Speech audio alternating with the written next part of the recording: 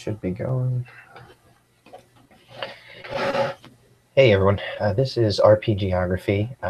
Eventually, I'd like to be doing some geography post and just kind of going through some things, helping people create some maps. But for right now, we're just doing a lot of live games in my home setting of Bresia, which is sort of a subsetting.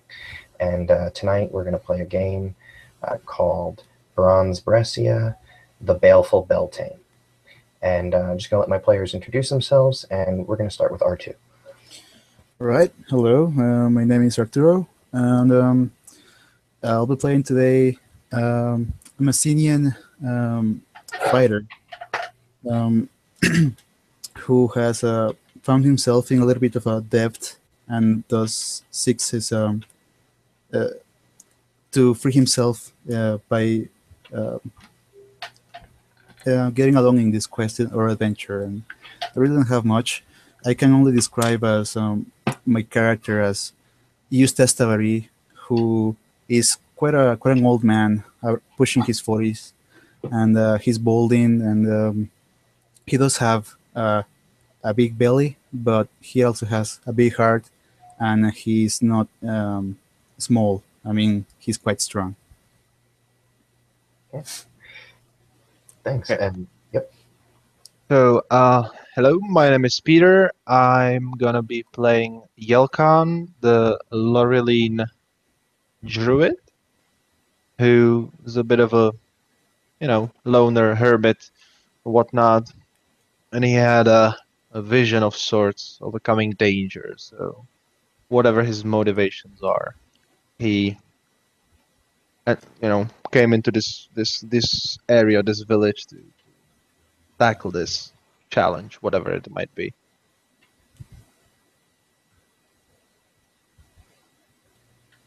And that's probably it for me. Yeah. And I am playing. Hello. I'm Patty. I am playing Aiden O'Brien, sort of a second cousin, distant outcast of the O'Brien clan here in the region, and I am a woodsman, for lack of a better word, a hunter. I favor the axe and the bow, and my time in the wilds, in the camps, as opposed to living in the city or in the town with my distant relatives that don't like me so much.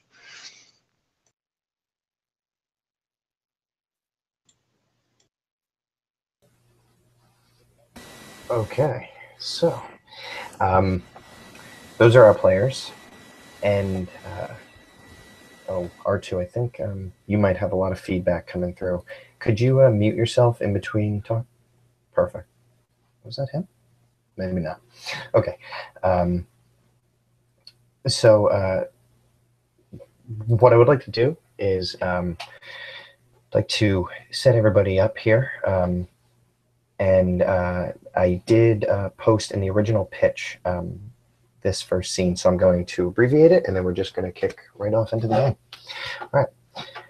So Aisling, the old druid from the village of Gilgini, which is situated at the end of a short fjord on the eastern coast of Bresia, in a region later known as Fianna. Their ford basically comes from the coast in a short ways. It's not even really a fjord, but it's more of a visual for you.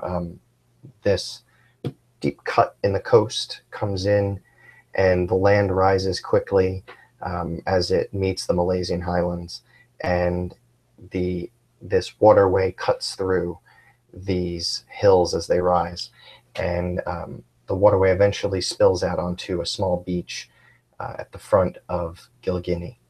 And on the left and right of this small village are these cliffs that rise up over 100 feet, and the land behind the village rises slowly over time. And in order to leave this village proper, you would have to ride west for some time till you can clear these cliffs. Otherwise, the villagers are known to take these goat paths up the left and right cliffs in order to reach the world around. And as Aisling looks out over her village from the northern cliff, she tries for what must be the millionth time to communicate with Mannanen, the Tuatha who's most accustomed to the sea and who used to, in the earlier days, look on with kindness to the Gilgini villagers, especially their O'Brien leaders. And she expected nothing from him. He hasn't spoken back in 80 years, since what's known as the Shivering Sawe, when Nuada was supposedly attacked, as the legend goes, by Bress the Beautiful. So she calls out, thinking it's in vain, to ask him why the seas have sent them no fish, and why their ships seem to crash into rocks every time they send a new voyage out. Why is the sea turning on them? But where she expected nothing, she got the voice of Mannanen. And Mannanen said, Aisling, you have been my faithful druid, but I have broken the covenant, and I have run in fear. I have let the Tuatha battles distract me from my mortal faithful, and I will rectify it this Beltaine. Beltaine is not long, Aisling, only 3 weeks, and I will come to you, but a great danger arrives from the sea, and you must survive it if we are to meet. And Aisling fell to the ground, holding her head as his voice came through with such force, and she let out a shriek. Now, Aiden, you hear a shriek come from maybe no more than 100 feet or so behind you. All right. I assume I'm off in the cliffs of the mountains and whatnot on a hunt or something. You can tell me what you're doing out there.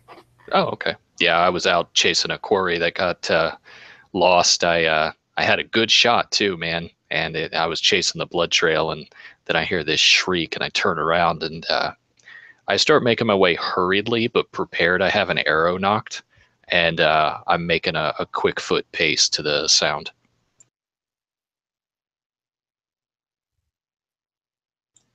You're muted. Sorry about that. You quickly burst from the tree cover to where there's much lighter brush towards the edge of the cliff, and you see an elderly woman who you would recognize immediately. Druids are a high status in Bresia, and Aisling is known by anybody who lives in the area. Okay. As I look around, does it look like she's been attacked or anything? It does not. You would consider it odd. She's holding the sides of her head, and she appears to be weeping. Okay. I'll run up to her side, and I'll take a knee next to her, and I'll say, Lady Aisling, are you quite well? And as I speak, though, my eyes are scanning the horizon all around us to see for potential threats. Okay. Yes. Yes. And would Lady Aisling know you? Only if she would know a man of the wild. I would assume so. I spend most of my time out here, and I imagine druids do as well, so I'm sure we've bumped into each other. Yes. You're a ranger in this particular area, and if you've stayed local, so Lady Aisling would look at you and say, Aiden. Oh, Aiden. I'm lucky you're so close. Yes. I have and she would look at you as a ranger. You should respect and know of the Fae and the Tuatha, and she would expect this to be heard from you with respect. And she would say, I have spoken to Mannanen, and he says we are in danger. You must take me back to the village, please. I'm too weak for the goat path. Yeah, I'll actually whistle. I assume I maybe have a horse or something, or some sort of mount, maybe. Mhm. I'll whistle for my horse, who's never too far away. I just don't ride him during the hunt because of, obviously scaring prey. And if he comes up double pace, I'll say absolutely, please ride with me, and I'll jump up on the mount and hold out a hand to help her up, and we'll ride back to town. Okay, now the last thing she would say is, "To the clan house, Aiden." So the two of you take off on one of these shorter than modern expectations sized horses. It would ride along the cliff and reach where the cliff starts to turn into a rolling hill down into another rolling hill, which lets you descend even further down towards the shoreline. You arrive in the evening as the sun is setting, and you ride into town, and Aislinn jumps off, not seeming so weak now as she reaches town, as you pull up to the clan house, which is also the community house, the local tavern. It's where all the hanging out happens, outside of people's very small personal huts. So she jumps off quickly, and she bursts through the door. Now, Arturo and Peter, I'm sorry, can you just put the character names in the chat so I can always remember how to say them? All right. Okay, so Yelkorn and Eustace, you are sitting in this this clan house, and you see this old woman burst in the door like a storm. Just describe where you are, what you're doing, and what you think and do when this woman comes in. Okay, so Yelkan would probably be sitting at a table or maybe just in a corner, some, kind of maybe secluded. And when he would see the woman rush into the clan house, like he would, look at her and it would catch his attention, but it wouldn't be like a sudden surprise for him, or like he wouldn't, be like, oh my God, what is this? Like he's just, calm and just looks and like, okay, and just takes it in, doesn't really, it doesn't really bother him, whatever it is, but he looks at it and perceives it carefully. Eustace will be sitting at the bar, trying to talk and get information about the local area from the barman. And when this woman barges in, there is a look of shock and a glimpse of fear as well in the face of Eustace as he whispers to the barman, "Now, who's that?" And the barman would say, "It's our druid, of course. That's Aisling. She's an old one and a right nasty attitude." Eustace will nod comprehensively and will listen to what this woman has to say. So what you two would hear is this woman would immediately shout out, Braden O'Brien, get out here. And she'd be moving kind of towards what you would all have kind of already established as you've been drinking here for a while, is kind of where the more important people hang out in the clan chiefs, his brothers, his cousins, people closely related to him. He meets with them over there, and other dignitaries. So as she comes in, she's screaming to Aiden. There's this small quartered off area of the clan house, and you can almost hear from outside the room him rolling his eyes, and you hear, "Oh no, it's got to be Aisling, doesn't it? Oh, that old woman's coming. She's coming this way." And Aisling comes and she's, I'm not kidding with you, Brandon. Get out here." And you see a man kind of sheepishly lean out around the door. And now, Aiden, you're coming in at this point behind her after you've roped up your horse and so on. And Braden says, Aisling, calm down. Things are bad right now, but there's no need to make them worse. Well, what's wrong? She says, I've I've spoken to him, Braden. I spoke to Menon. He's coming. He's coming for Beltaine. Here, to see me. And Braden, oh, of course he is, Aisling. Oh, of course he is. Okay. He goes, no, don't patronize me, you little bastard. Listen, it's more than that. Something's coming. Something we need to be ready for. He can't help us. We have to take care of our own for a little while. But we need you to raise the men. We need to do something. And he's kind of, okay, shaking his head. Okay. Listen, Aisling. We'll have council tonight. It'll be over at my place. I'll have the other important ones over.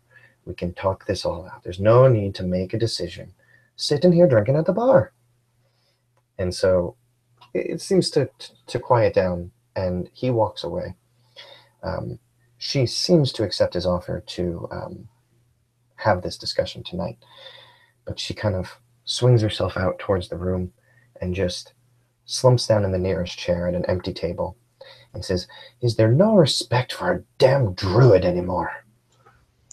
Looking around at the bar, I kind of pipe up and I say, I don't come in here very often, so any excuse to be a smartass in front of everyone, I'm going to take it. And I kind of say, oh, and here I thought drinking at the bar was where we made all the important decisions.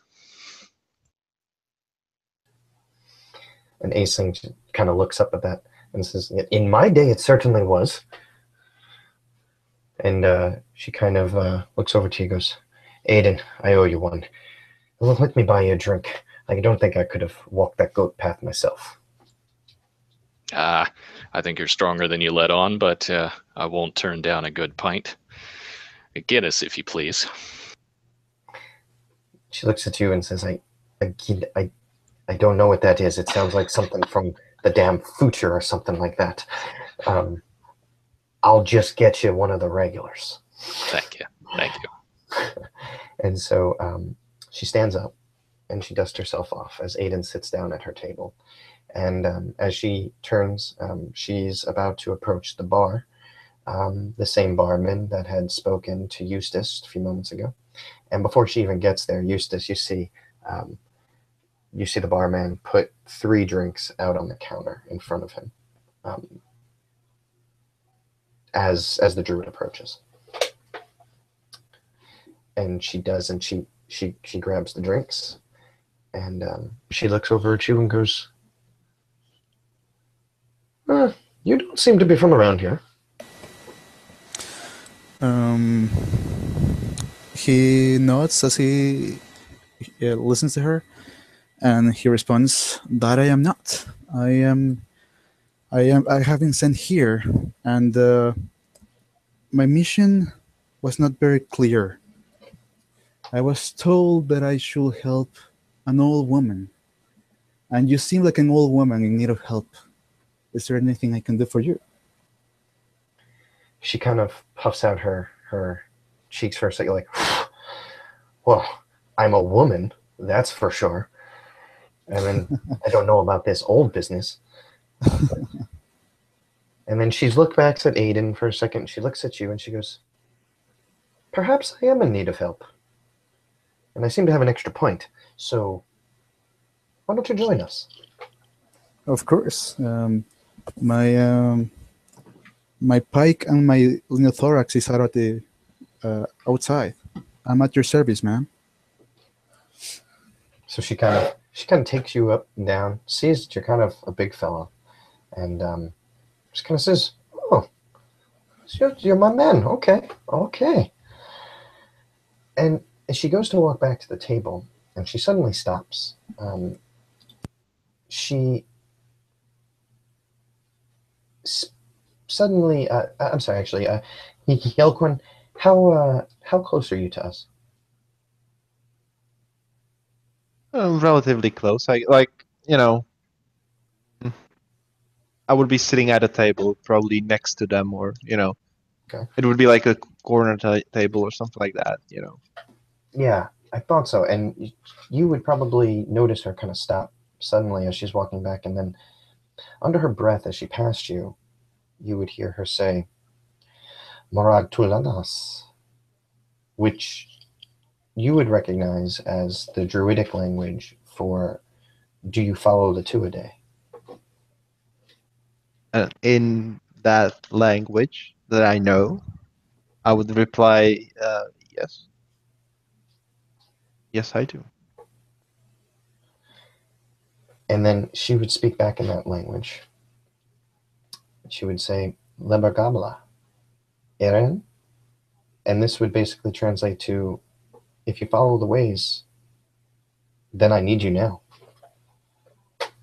And without saying anything, I just, stand up.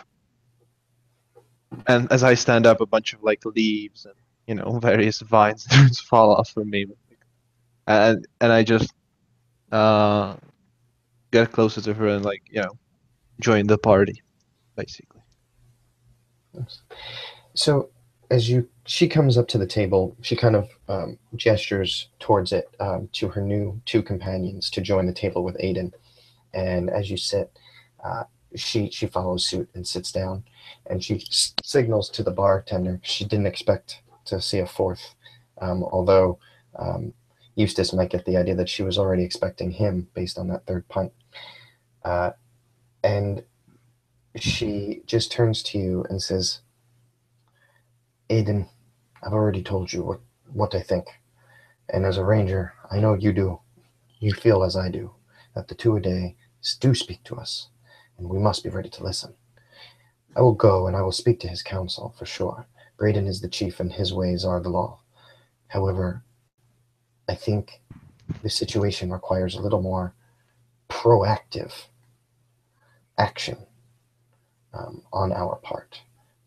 Now, nobody else here is going to follow the word of an old druid, but for some reason, this big fella is on my side. And you're a druid. So there's no question where your allegiance lies. Naden, well, you've helped me get this far, and you've never been a bright boy. So I figure you're just the right amount of smart to take on this sort of thing. I tell her, excuse me, but I have a +2 in my intelligence, which is very much above average. Well, it's above mine. So. I'm sure you're quite wise.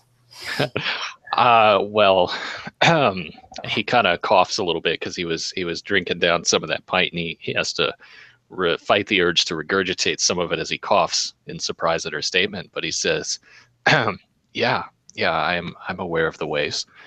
I've always respected you and your ilk, and the Tuatha as well. I'd be happy to assist you further, but what did you have in mind? Proactive as a scout and skirmisher sometimes for the chief. That's my business, but what exactly did you have in mind for this situation?" So Aisling says, she kind of looks down, and it's kind of like the flaws in her plan are kind of coming to her, and she's realizing that there's some issues here. She's like, Mannanen was vague, as usual. I only know that danger comes from the sea. I am too old. I'm almost in my 100th year, for Christ's sake, Aiden. I can't go make a trip to the coast myself, and I don't even know what I'd be looking for. But I suppose what I'd want you lot to do is go up to where the cliffs start to slope to the coast. Go where you can look as far out to sea as possible. I know there's something. Mannanen wouldn't lie. So can I think of a place, since I hunt these grounds often, where it's high up, where we, similar to what she's talking about, where we could get the view that she's suggesting? Yeah, perfect. So actually, yeah, you would know very well that there is an area called the Gates of Lear, and the sea out that this is a coast of is the Sea of Lear. And what the Gates of Lear are is really, it's the highest point in the cliffs, which is about halfway between the village and the coast. And this is the highest point for those cliffs. After it, on either side, they start to slope down. So you would also know that this is the narrowest point in what I'm calling a fjord, but really would be too short to be considered a fjord. But it's just a narrow passage of water through tall cliffs coming in from the sea. So that would be, I think, where you would want to go. Well, there's always the gates of Lear. I could take these two people that you seem to trust with me, and we could see what we could find. Oh, Aiden, that'd be lovely, but I don't think you should go in the night. I wouldn't feel right sending you out there now. It's dangerous enough as it is. That goat path is pretty much unpassable. Why don't you take the lads in the morning? All right. It's extra time to drink, I assume. And since I've downed this pint, I'm waving for another from the barkeep. Who would just be coming over with the pint for Yelfin. Sorry to keep you on your toes there, keeper, but one more over here if you don't mind. Ah, you fucking bastard. And you turn around and just in a puff, just come back to get another drink. So now, everybody, feel free to socialize with each other. Also, when you're done role-playing anything, just give me a list of anything you'd be interested in going to check out before you leave, like if you want to go pick anything up. Well, Eustace would like to down his mug of beer, and as he does so, he will stand up, put his hands on the table, and with a big smile on his face, he will talk to everybody on the table and say, "Well, I'm all in for this plan, but I don't think we shall do anything before we know each other. My name is Eustace," and then I extend my hand to each one of the people that are sitting in this table with me.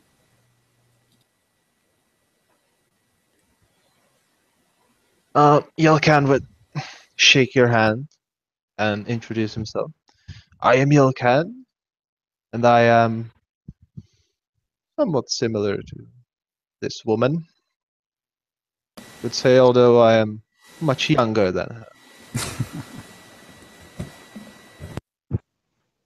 Where do you come from? Oh, I hail from from Massinia.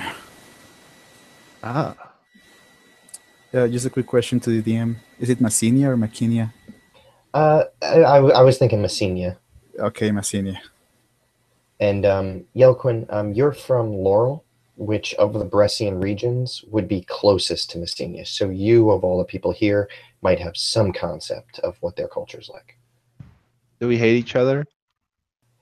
No, the Messenians are very powerful, but they're on the other side of the Dagdian River, and they mostly worry about that region there and don't really. They're also bordered by the Targulian nomads, who are pretty dangerous horsemen. So it's kind of like a no man's land in between you two. Okay. I'll stand up and trade warrior grips with each of them. And I'll say, well, as I'm sure you heard, my name's Aiden. I'm just a local tribesman here. Although the chieftain wouldn't admit it, I am a distant cousin, but I mostly provide services in the way of scouting, escorting through the woods, and during wartime, I'm a skirmisher as well. So you know the land well, then, my good mate, my good man. Yes, I hunt it often. I tend to the trees and the wilds, and I provide meat for some of the local markets as well. That which I don't consume myself, but I try to live close to the land. Well, it's good to know. I'm afraid I cannot offer much to this table except my brawn, but I will do my best. I can promise you that. Well, I've seen many times when a healthy sword arm will serve far better than scrolls or anything else for that matter, or even prayers.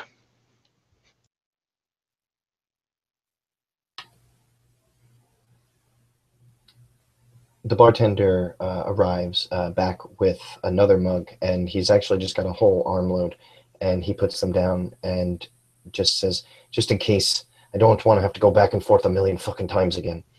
And he looks at Aisling and just goes, I assume this will be enough. And she says, yes, go.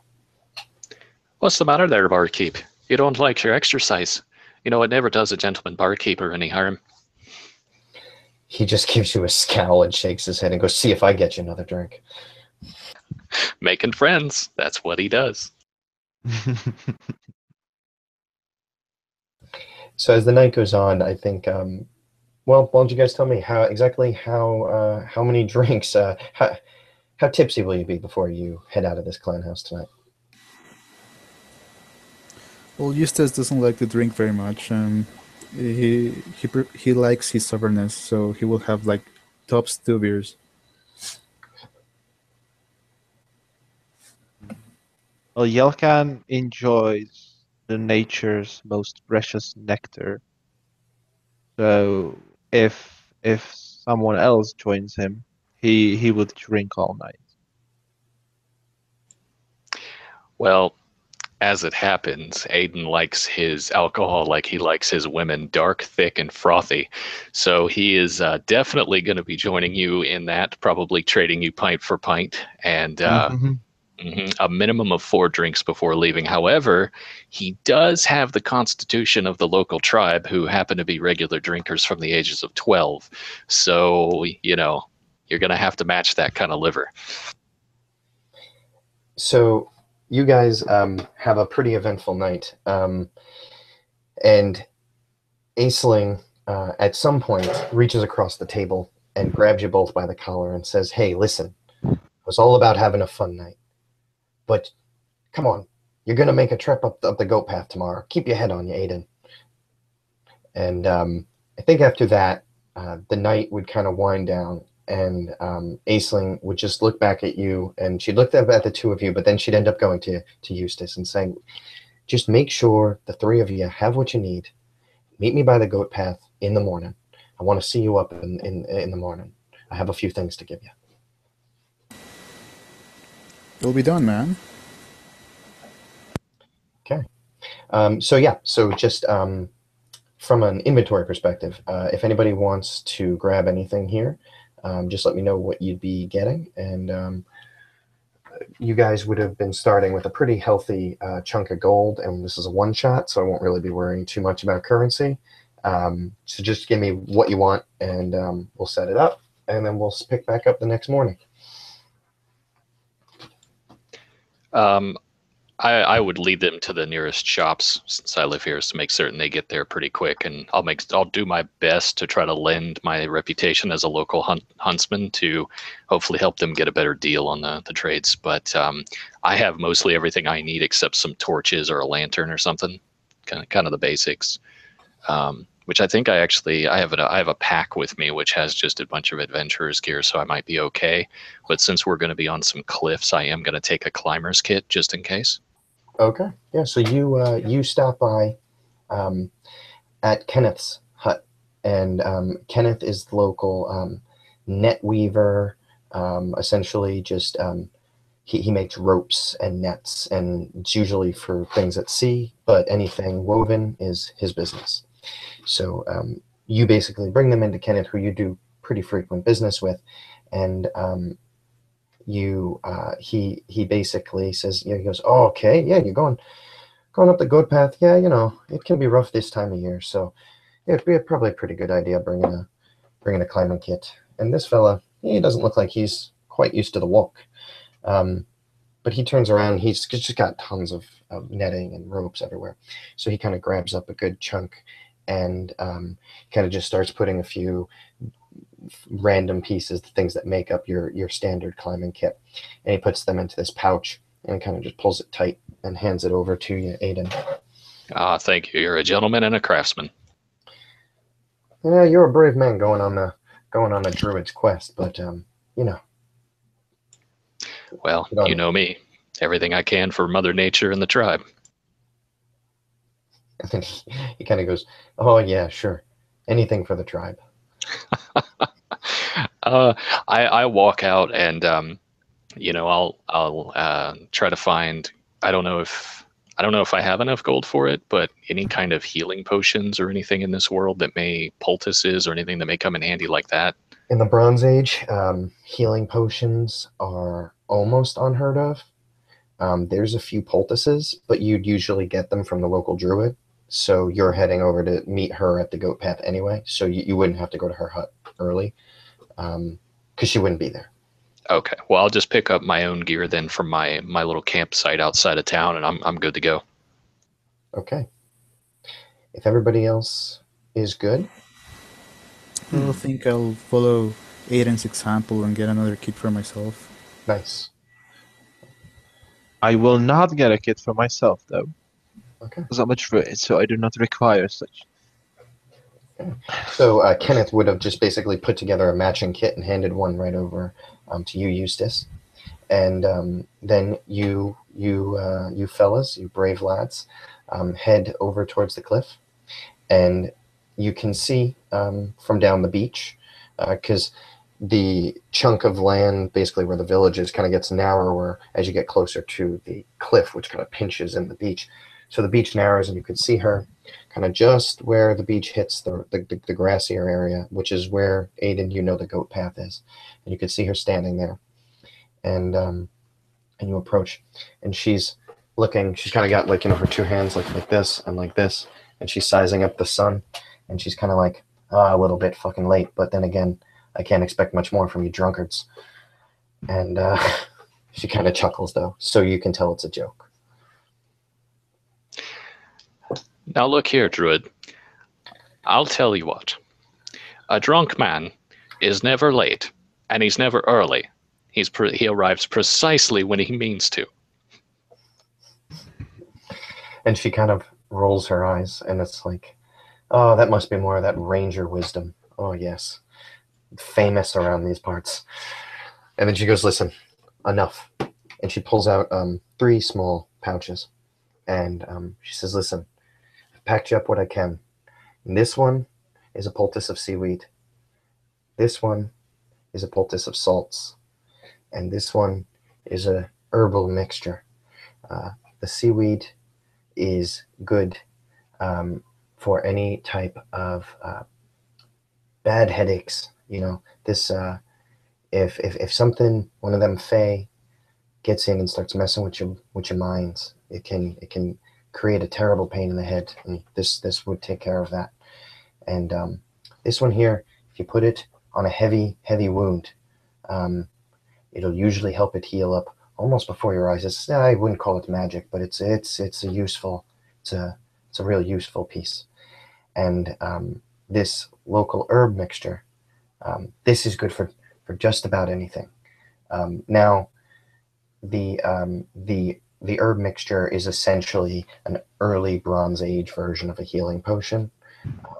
This is only going to do you though 1d4 plus 2 healing. It's a very weak potion. And I see Aiden's got that going in the chat, which is awesome. Perfect. So the 3 of you would take these poultices. Who would put them in their pack? I think I can take them, I guess. I think that would make sense. Another druid would know how to use these well. So now you guys would be looking up. Aiden, you'd be used to this. The hunters of this area often take the goat path up. It's the quickest way, but it can be pretty steep for people not used to this kind of rocky cliff area. So you guys can just go ahead and describe that. This will be a sort of non-combat encounter here, so we will be doing some rolls.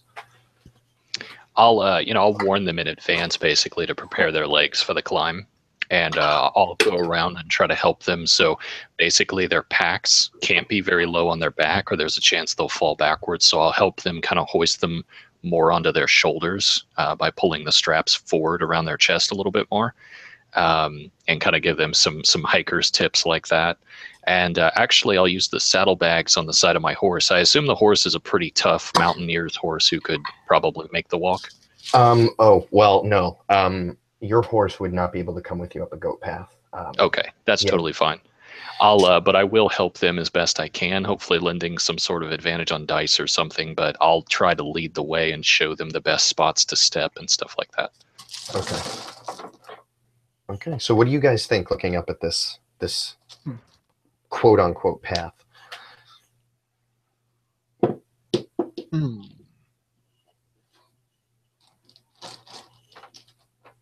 Yelkan, heeding the warning of Aiden, would cast a spell called Enhance Ability on himself and on this, seeing as the two of us aren't as agile as Aiden. Okay. And the enhance ability I would use is Cat's Grace, which gives us advantage on dexterity checks, and also we don't take damage from falling 20 feet or less. Awesome. Okay. Now, this cliff is a little under 100 feet tall, as I mentioned. So it's pretty up there, but there is a path. It's not rock climbing, although it does get a little bit tougher towards the top.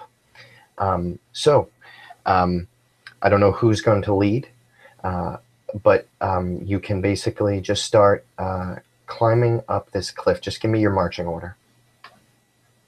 Aiden, I kind of think you're first. Yeah, if nobody else minds, I'll take the lead just because I assume I've been here, which hopefully will lend me some sort of advantage. But as I go, basically, I'm trying to show them the best spots to step that are easiest on the legs. And what I'll do is once I start to reach the hard part of the top that they may struggle with the most, I'll throw out the climber's kit and I'll throw it up and try to get a latch and everything and throw the rope down so they have something to hold on to make the rest of the walk easier. Okay. Now, how long are the climbing kits? I believe those ropes are 50 feet, correct? Yeah. I'm not throwing it all the way to the bottom. I assume they'll walk at least halfway, Yep. but it's going to get harder later on, and I don't want them to have to deal with the full brunt of that. So I'm trying to make it easier there as well. Yes, I understand. Okay, so you're going to go out ahead, and you're basically going to try to attach this to aid them in the upper part of the climb. Yeah. For the beginning part of the climb, the first 10 or 15 feet, pretty easy. What we're basically talking about is just a back and forth narrow path. But if I could get everybody to roll a dex, and Aiden, do you have a favored terrain? Is that part of your ranger skills in this? This first time I've played a ranger, honestly, so I don't know. I would assume I do. Did you take?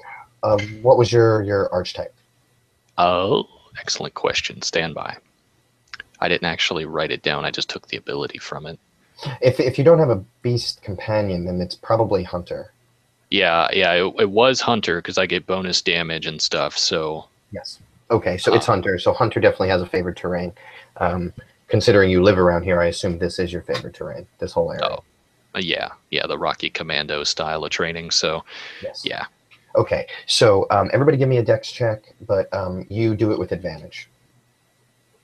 And we do as well because we have the spell. Oh, yes, and right, you have the spell. So yeah, everybody can make the dex check with advantage. Well, this could have been embarrassing had I not had advantage.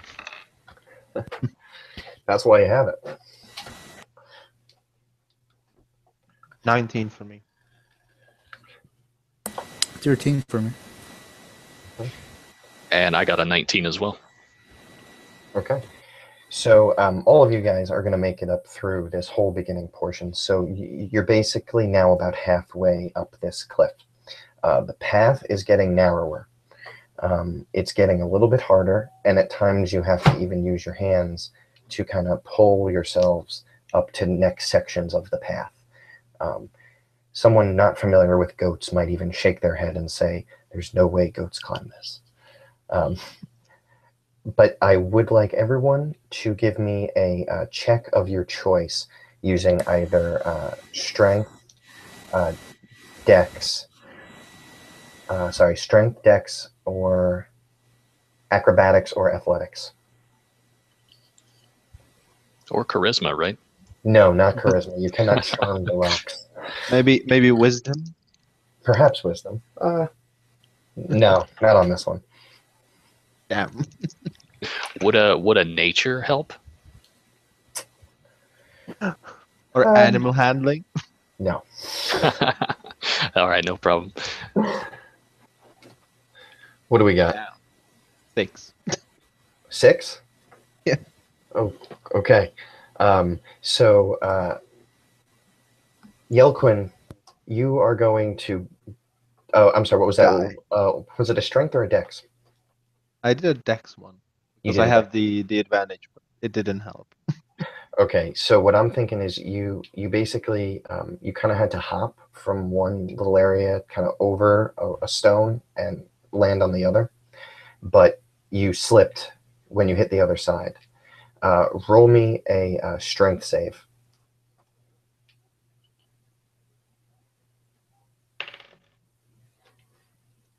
8. 8. Now everyone else is standing there. So what just happened was Yelquin jumped over and he tried to land on the other side, but his foot slipped out from under him. And when he tried to grab the edge, his fingers slipped even beyond that. Am I in range to catch him? All of you are right. You're ahead, so you're always. I'm kind of always assuming that you're there, like right ahead of him. Okay. I rolled a 21 for a dex to try to make it. So I assume, can I use that to also catch him? You Catch him by can. the arm? I Okay. believe you would grab his arm, but give me a strength save to see how that ends. Sure.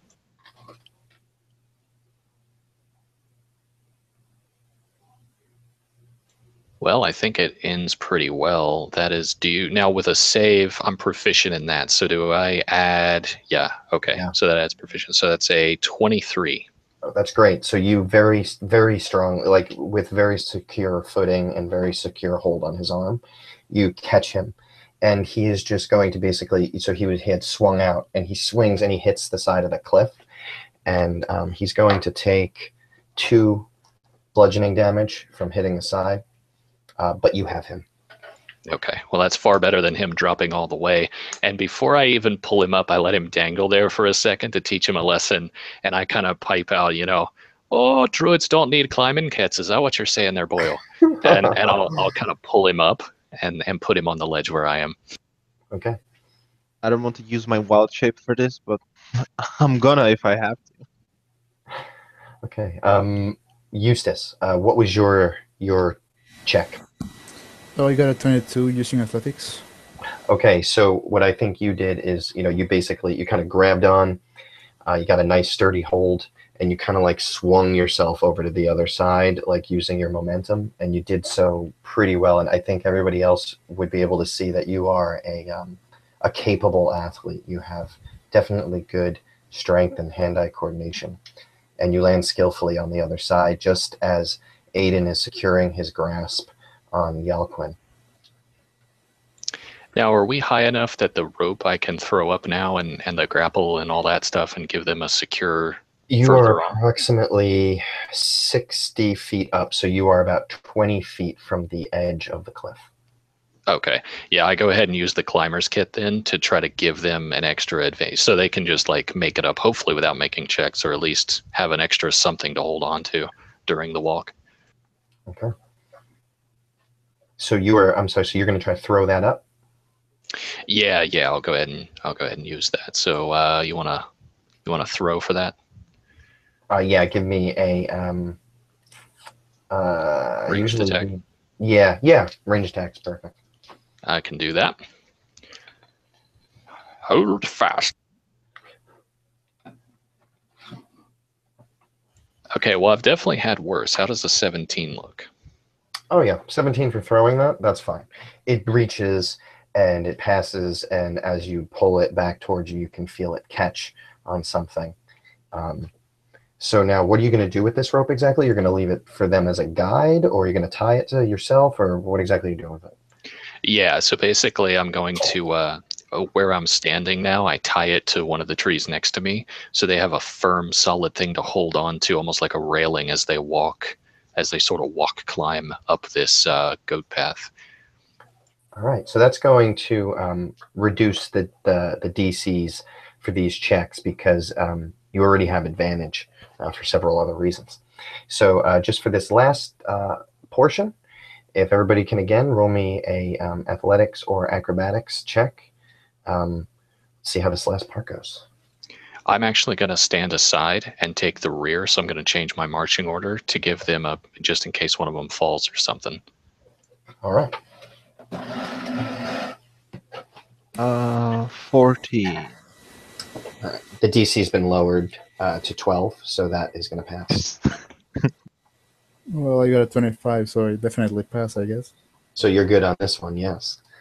Okay, so you two reach the edge of the cliff, and you pull yourselves up.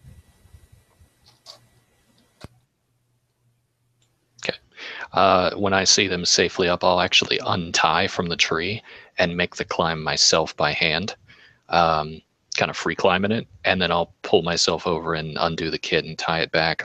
If I made it alive, I rolled a 10 plus my, let's see, that is a 15. 15 does it because you weren't getting the lower DC, but 15 is what you needed. So that is good. Perfect. So you also scale the cliff, and you're very familiar with this area. This is kind of nearby the region where you found Aisling the day before. There are some trees about 30 feet ahead of you, forming kind of like that outer edge of a small forest. The patches of forest up here in this region are kind of spotty because they're in between rocky cliffs and crags and some groups of cliffs like the ones that you live near. So there's this small patch of forest straight ahead of you. The coast is to your right. You can't quite see it from here, but it's not a long hike over towards Lear's Gate. All right, guys. Lear's Gate is just this way, and I'll start taking the lead again, I guess, and keeping my eyes open. Now, I don't know how dangerous these wilds normally are, but I have an arrow knocked just for the hell of it. Okay. It's a wild area in a Bronze Age setting. There are predators out here. Bears definitely in this region. There are wolves in this region. You would definitely be familiar with that. These cliffs harbor some predatory cats, similar to mountain lions. But it is not a long walk, and you would not probably anticipate anything on a short walk, although they say, some of the worst accidents happen close to home. Right.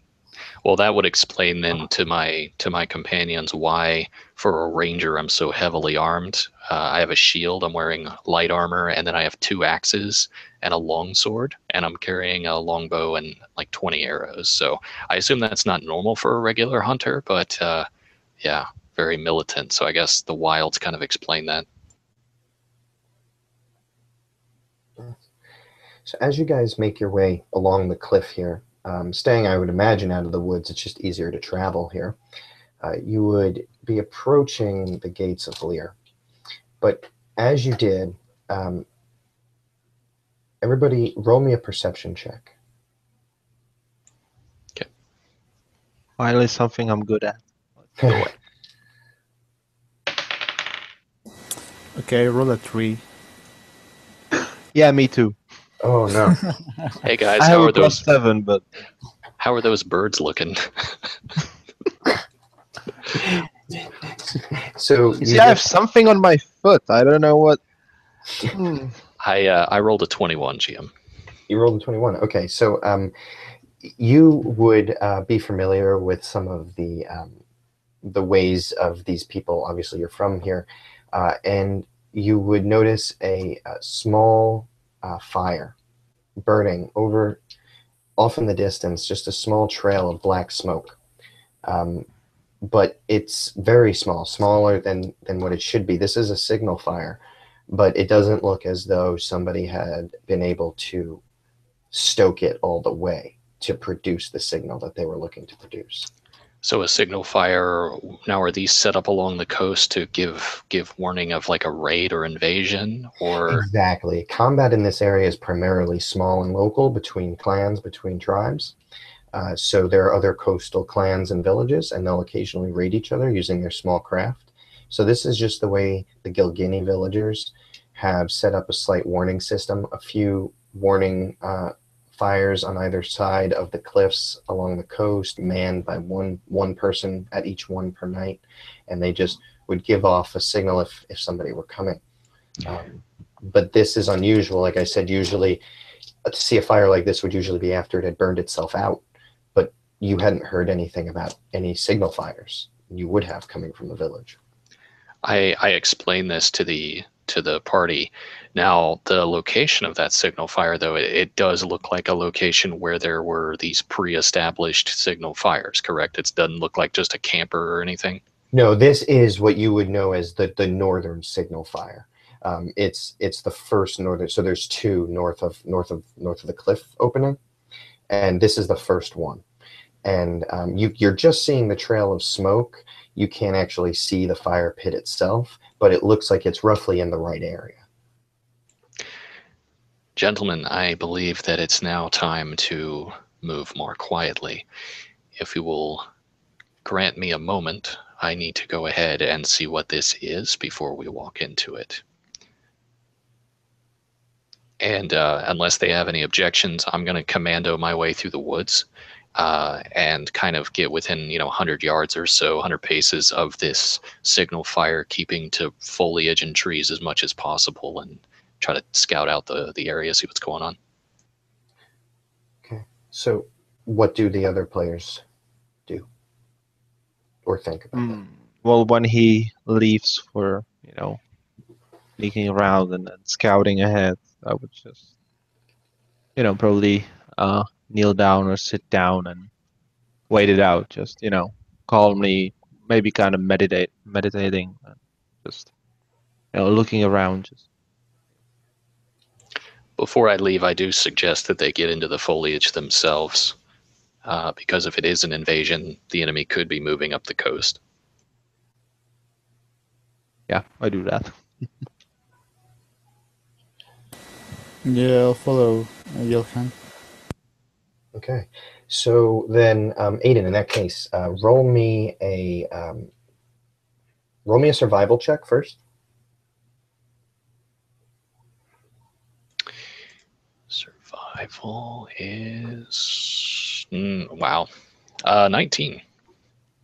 A 19. Okay. So you were able to basically pick the right direction through the woods, which isn't easy because the trail of smoke is faint and it's hard to see through the foliage. But you're able to kind of pinpoint your way through and kind of come out at the right, kind of make the shortest work of the forest. And as you kind of come out, you haven't traveled far. This area of the forest is kind of narrow, so you pass it and you kind of crest this hill, and you're looking kind of down into a bowled out valley between three separate hills, with the coast to your right where the opening of the valley is. And you look down, and that is where the signal fire should be.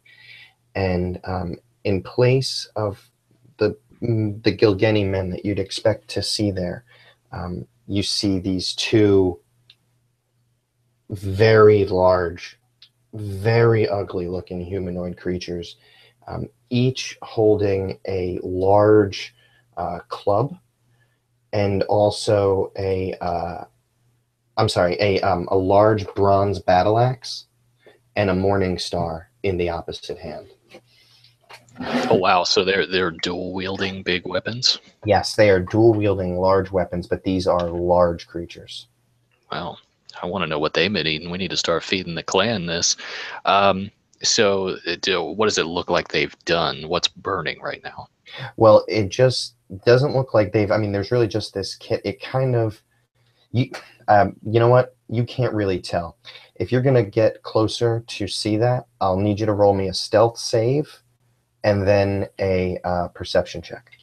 Okay, I have a really amazing perception, so I don't know if that gives me the ability to see further because I took an expertise in it. But I will definitely try to sneak closer. Hang on one second.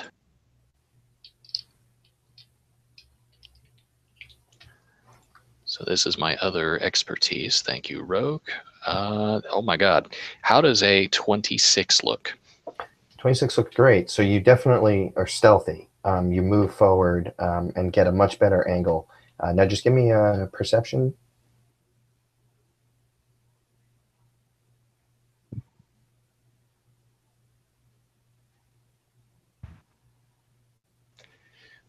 $22. Okay.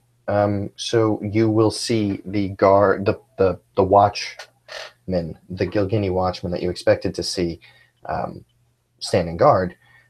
You see him lashed to a tree, essentially with not much left of him. and you can hear these two brutes in no language from this region. You said you had an extra language. Yeah, I didn't know, based on your setting, what would be reasonable to take for someone who's kind of weird like me and kind of blends cultures. So Right, and I honestly don't think, even with the knowledge, because the reason why I didn't say anything is because nobody here would know what these were before, not actually by sight. But what you would hear is just this gurgling, vicious talk and an occasional, what must be a laughter, but it's like, and one of these things would take their morning star and just kind of lash it at the tree and hit this person again, but he's dead already, and it's worthless. It just makes a bigger mess as it just, and the blood kind of just shoots out a bit more from the impact, and the other one gives one of those laughs again.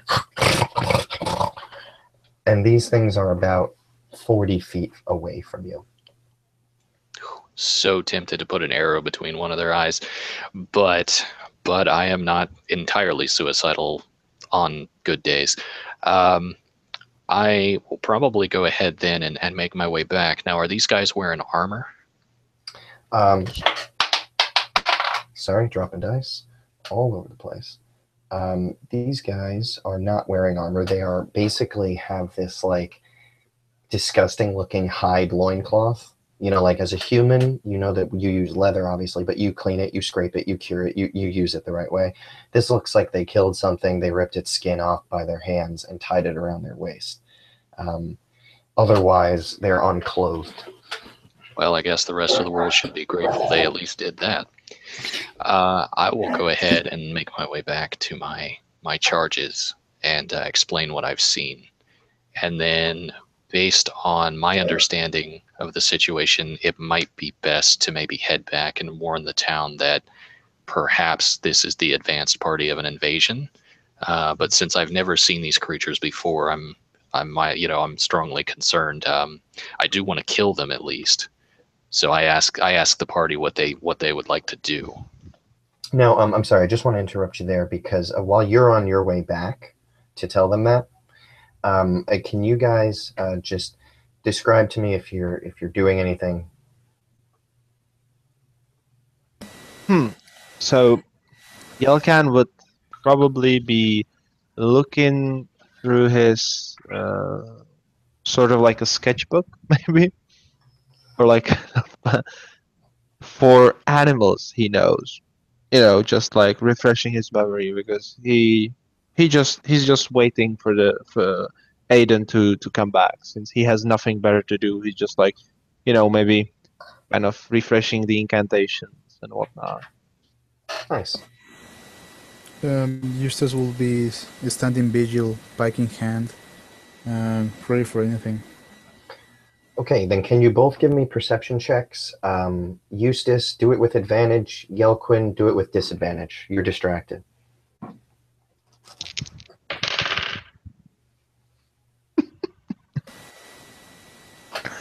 11 total.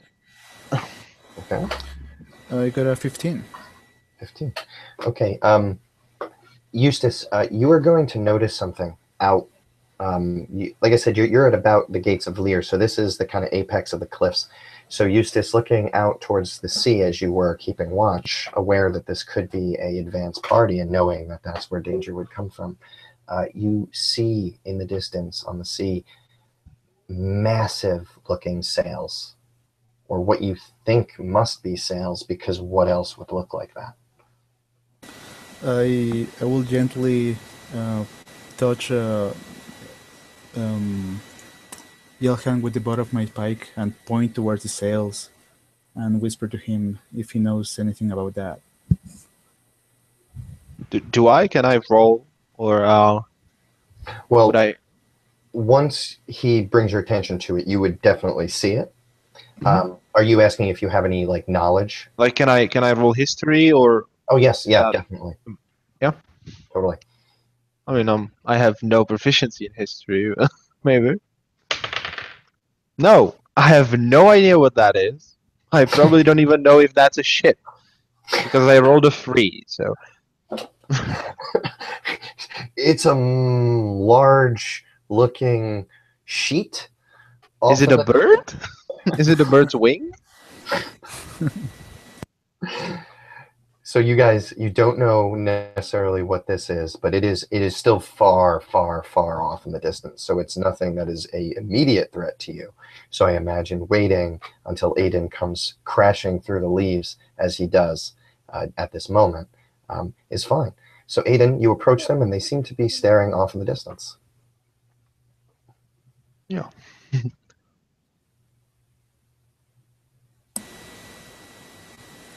As he arrives, I'll just give a glance at him and ask him quickly if he found anything. Aiden, you're on mute if you're talking. Yes, I was. I say before I even say anything to them, I follow their line of sight to see what the hell they're looking at. And you would see this like a large billowing sheet in the distance. And then another one next to it, actually. 2 now. Roll a history check. You got it. Not my strong suit, but even a country boy can learn a few things now and then. Okay. Well, how does a nat 20 look? So what I think you would kind of get from this is you're familiar with the local craft of this area, small ships, sometimes small sails, but these are mostly coastal. They would never go really farther than like a mile or so off the coast. These seem to be coming from the deep sea. So I think you would be confused, but your sort of knowledge of seacraft would allow you to kind of figure out that this looks like what you use, but bigger and better and more capable. Oh, by the gods, I knew it. I knew it, I knew it, I knew it. Boyos, we're officially being invaded. There were a couple of big old green bastards. Well, I don't know if they were green, but they might as well have been. They are now. Yeah, they are now. Wearing big ass loincloths and nothing else, wielding weapons in each hand that normally a man would take two and more to wield. They killed our signalman. He tried to get the fire lit. I think maybe it's high time we make our way back to the druid. Yeah.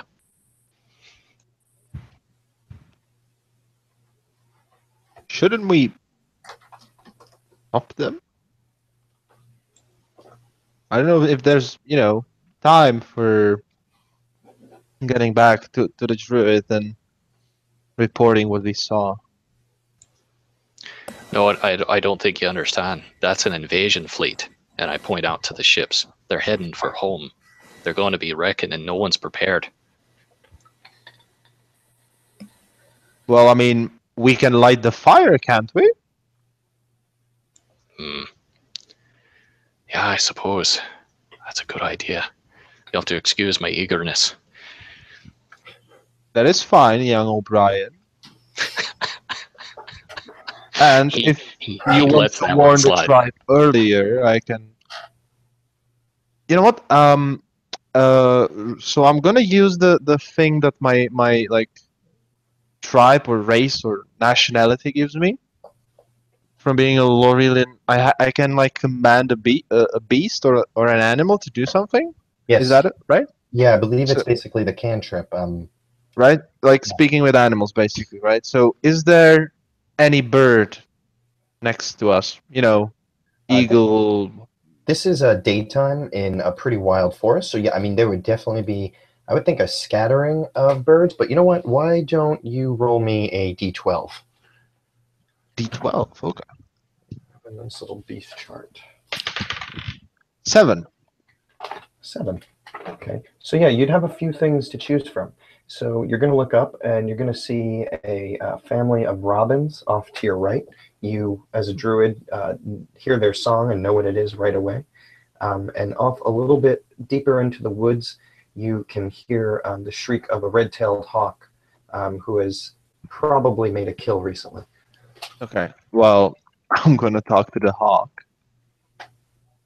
Um, and I would basically tell him, "Hello, friend. I am in need of assistance. Could you help me, perhaps?" And what you would hear actually at this point coming through the link would just be,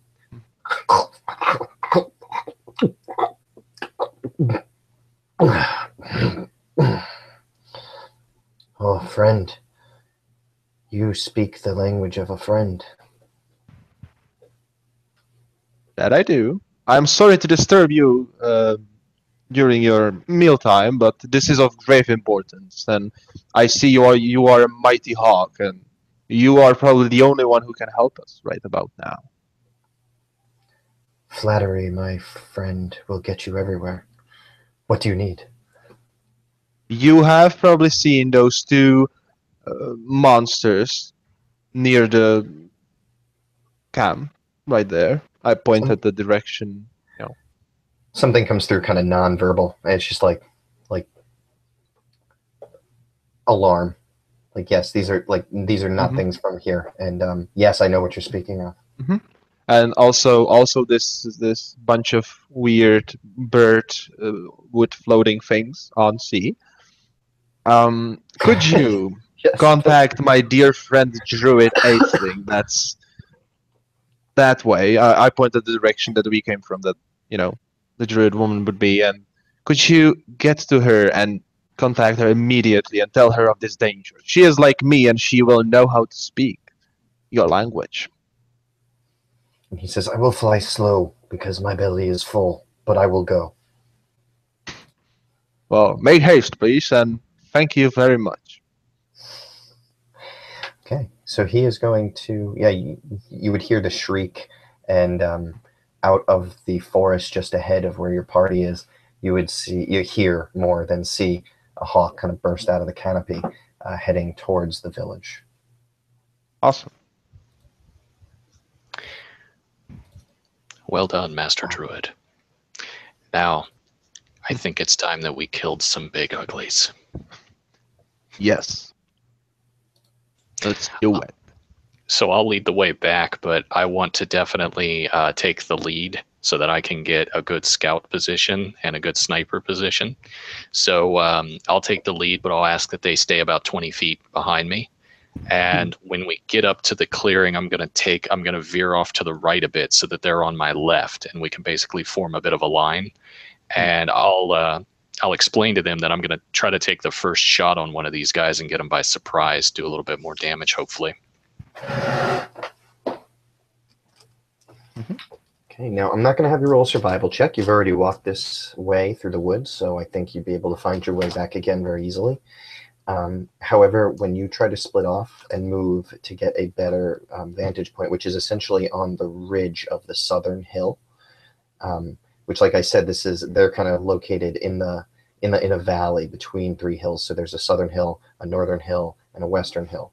You're going to ride the ridge of the southern one, and when you do that, you're going to have to kind of be a little bit more in the open than you would like. So give me a stealth check to get into position. The other two, if you're staying basically where he asked you to in that straight line, you don't have to roll any stealth checks. If you move any closer, you would. Okay. So how does a 36 look? Is that even a real number? They Actually, notice you immediately. I'm sorry, no, not 36. I apologize. I missed a digit. No, it's 26. My bad. I got all excited. I was like, that's not, no, I'm not accepting that as an answer from you. Okay, so yeah, a 26 will still be just fine. You move along the ridge, and you basically put yourself in a position where your back is against a tree, so your silhouette wouldn't stand out. Along, if somebody was below and looking up, a silhouette might stand out, but with the tree behind you, it kind of makes you blend right in. So you are in position. This hill is about 70 feet, like where you are on the hill to where they are in the valley. The rest of you are at about 90 feet because you didn't move any closer.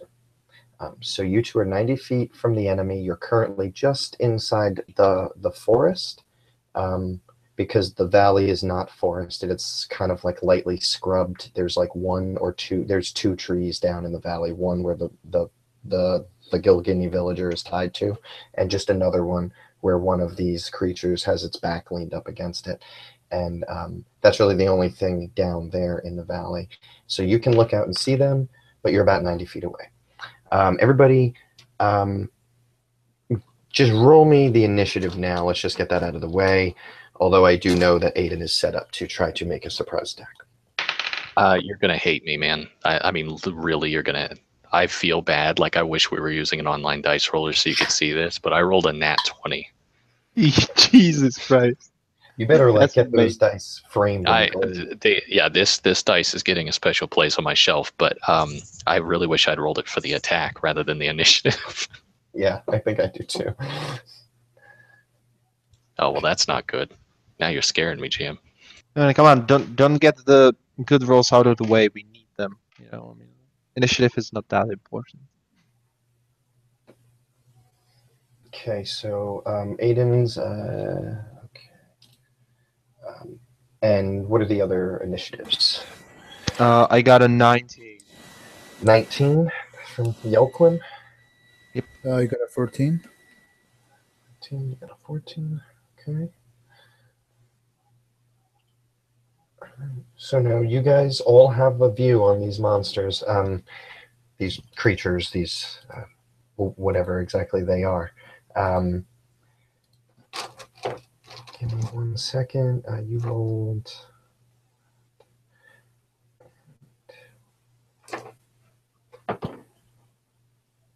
Okay, yeah, they seem to not be noticing you. You guys are all kind of looking. You two were waiting for Aiden to get into place, but I think you would get the sense that he is. You had been watching him make his way along that ledge, and along that hill, I should say. And you've also been watching these creatures, and they haven't seemed very perceptive at all. They're still kind of prodding at this dead man on the tree and making these noises, not really seeming to have a clear goal here. But what do you guys do? Initiative order would put Aiden first. So after I take this surprise round with the initiative order, I'm also going to get to take another action right after, correct? Another turn, basically, when the initiative actually starts? Correct. Okay. So what I'm going to do then is I'm going to use my bonus action to cast Hunter's Mark on one of these guys. We'll say the one on the right, just whatever, you know. And then I'm also going to go ahead and utilize, I guess I don't really need to declare it at all, but I'm going to go and utilize one of my archetype features. So now, do I have advantage on this attack since I'm stealthed and I'm a rogue? Is that how that works? Well, it's a surprise attack, so you would always have advantage on that. Okay. But I think the difference is you're a ranger, not a rogue. I took a level in rogue, remember? Oh, so you have sneak attack. So yeah, so you have advantage, which means you would get to roll your sneak attack damage. Okay, so that's one. So that is, thank God for advantage. That is a 19 to hit. 19 is going to hit. Okay, so I am going to deal longbow damage, colossal slayer damage, and hunter's mark damage, and sneak attack damage. Jesus. So hang on 1 second. Wow, I'm crossing my eyes. Maybe I didn't make this deadly enough. No, I'm sure you did. Hang on. So that is going to be lots of dice. Hang on, that's a... Okay, that's good. There's that, plus that, plus... let's see. What is it for sneak attack? I'm sorry, I don't have it in front of me. I should write this down. Well, it depends on the level of rogue, but if you've only... Oh, then I think there should just be a 1d6. Yeah. Okay. So that is that plus that. Let's see here.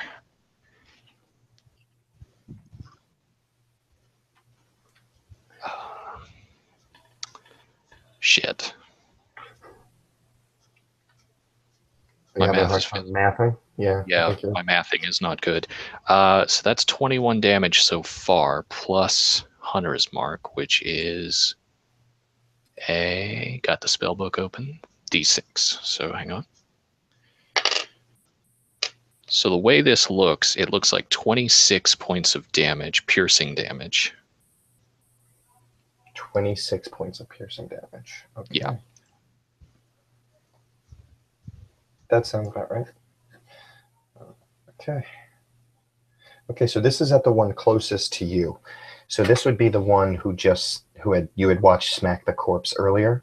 The other one has its back against against a tree, which is like towards the western hill.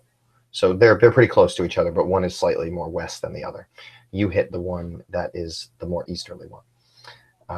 The other two party members, Eustace and Yelquin, you are kind of looking on at this, and you would see this kind of, and it seems well aimed, and the creature gets hit and just roars this incoherent sound, just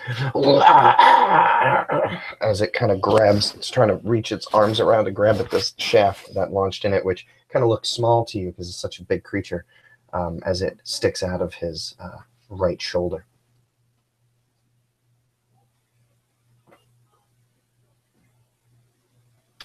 You both would have an opportunity here. I don't know what your ranged attack situations are, but technically you'd have you were prepared for this, so you would have an opportunity to take a surprise attack.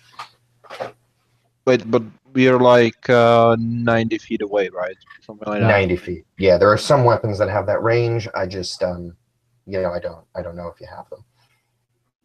I mean, I can call lightning, but, that's. I don't know how strong they are yet, but could I get like 30 feet towards them and like ready an action? So if they come closer, I could, because I have the produce flame cantrip, so I would basically like stand there with the flame in my hand, and when they would get close to me, like 30 feet up, I'd like throw it at one of them. Okay, awesome. So you've got that cantrip readied. Eustace? Yep.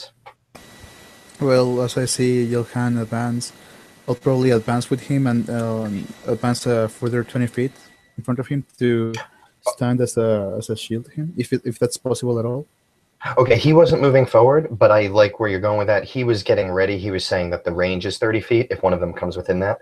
But that makes sense. You would kind of move kind of like 20 feet in front of him, being the more physical fighter, to protect your spellcaster here behind you. So that makes sense. So you kind of move forward, and now as this creature is reaching at its right shoulder blade, the other one turns in his direction, and his eye is going to be caught by this flame being held in Yaquin's hand, and he's going to see this Messenian human kind of step out. He would see that movement and kind of look at you. And now at this point, Eustace, you'll be making eye contact with this creature. And meanwhile, the other one, still reaching, kind of has turned itself around like a dog chasing its tail, and looks up and is looking over at you, Aiden. He knows where that pain came from, and he has targeted you. Now, that was a surprise attack round, so it's going to go back up to the top. And Aiden, you can start us out at a regular combat. Sure. So I'm 70 feet away, so I'm good, and I have the high ground, right? You do have the high ground, yes. Perfect. So since the other one is distracted, I would actually like to use that to get a sneak attack on him, since he doesn't know I'm there. Okay. And so I'm going to roll that up, since the other guy that I just shot knows where I am, and I don't think I Okay, get now this guy's a little bit further away from you. So the other one was 70 feet where he was. This one is about 90 feet because it was another 20 feet away on the opposite side of the fire pit. Oh, that's fine. I'm wielding a longbow, so they got pretty insane range. 120 or something like that for the other. Yeah, it's ridiculous. It's a reach out and touch someone. So do you have to roll with disadvantage? Is it within that range, or is it? Is it no, within the first? Yeah, I don't believe it is, but also I have the height advantage. So would that give me any kind of? Yeah, I mean, if it was close, to one way or the other, I would give the hill would perhaps balance out 10 feet of that. So if your weapon is like 60, I think that weapon is, I'm not sure, but it might be 6120. If it's 6120, you'd still have disadvantage on that guy, because even with the hill, that won't Longbow, actually, it's a pretty long range. It's 150, 600. Oh my, okay, you're fine. Yeah, you're fine. Okay. So yeah, I'm going to go ahead and take advantage and sneak attack on this sucker. Yeah, I think I've been using, I was getting ready for a Gloam game, and I was looking at the flintlock pistols, and I think I have that range stuck in my head. So go ahead and roll an attack on him. I wish this was like 3.5 where they had better ranges for the criticals. So I just rolled really well again. Thank you, advantage. I just think, let's see, that's a plus. Oh yeah. So how does a 27 look to hit? Definitely hits these guys. They're not wearing any armor, so Okay. it's basically any good shot is going to land. I feel really bad right now, guys. I apologize. Wouldn't be too bad. So that is, I'm sorry, I didn't get to say it. My bonus action for this round, I'm actually going to move my hunter's mark to the other guy. So I am going to go ahead and use all that as well. So give me just a minute to roll all these. Sure.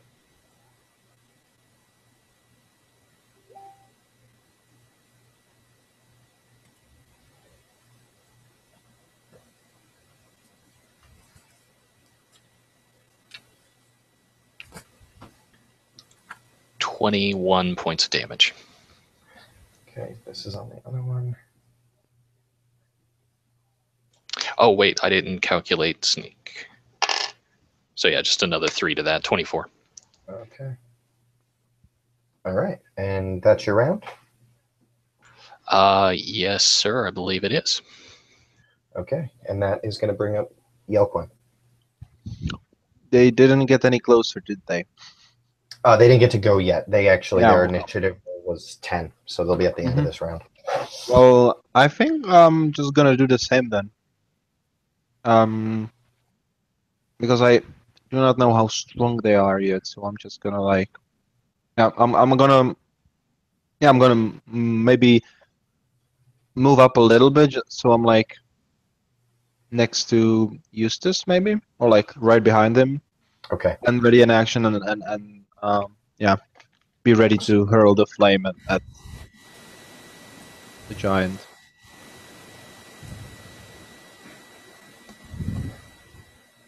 So I'm just mapping this out a little bit for myself. Yeah, so I think, so now with you coming up 20 feet, you're 70 feet from the one that Aiden just hit, and you're about 50 feet from the first one that he hit.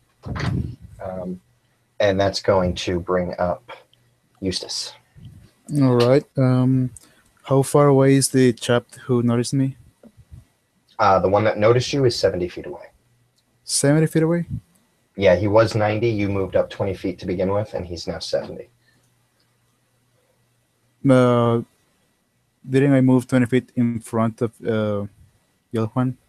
Yeah, you guys were both 90. Yeah, you were 90 feet away from him, and now you moved 70 feet up, so making you 70. Then he moved up 20 feet to stand next to you, and now you're still 70, but you have movement here, so you can move. Okay. Just let me see something. Do you think a charge will still apply with reach? So I have sorry, a pike, which has reach. So the closest I can get to him with a dash, which activates my charge feat, will allow me to get within 10 feet of that thing, which is exactly my reach. Do you have 2 actions? I have a movement action and a dash, and the charger feat allows you to use when you use your action to dash, you can use a bonus action to make 1 melee attack, weapon attack. Perfect. Yes, then yes, it'll put you right up at him, basically. All right. Is he close to the fire? He was on the left side of the fire. He was sitting about 5 to 10 feet away from the fire. All right. So when I charge, I can choose to either make a weapon attack or to shove a creature up to 10 feet away from me, and I'll try to shove him into the fire. Okay. So what is it, like a strength opposed? Shove. I think shove is part of grapple, and that should be strength and strength opposed, if I'm not mistaken.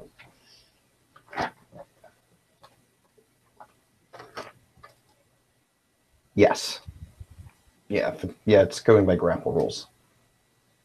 Okay. So you roll a strength check, and I will roll a strength check. All right. Just straight up strength, no athletics. You can use athletics. All right. I'll allow that. Oh crap! I rolled an 8. Okay. Yeah, he's gonna win because. Well, what's your? Is that what you rolled, or is that your modded? No, I rolled a 2, and I have +6 athletics. So. Okay. He rolled a 10, and he has 5 strength, so he has a 15. So you run at him, and you're charging downhill, and then it kind of levels off a little bit, and you kind of stumble a little bit as the ground changes elevation, but you regain yourself, and you collide in with him as he's standing, and it's like hitting a brick wall. He's a muscle, a massive muscle that you just kind of almost bounce off of. Okay. Okay, and he is going to just be looking down at you, and he's going to raise both of his arms up, like I don't know, like a raging Viking, and his bronze battle axe will come down first at you, and that's going to be wow. Okay, he rolled a 19, so that's going to be a hit.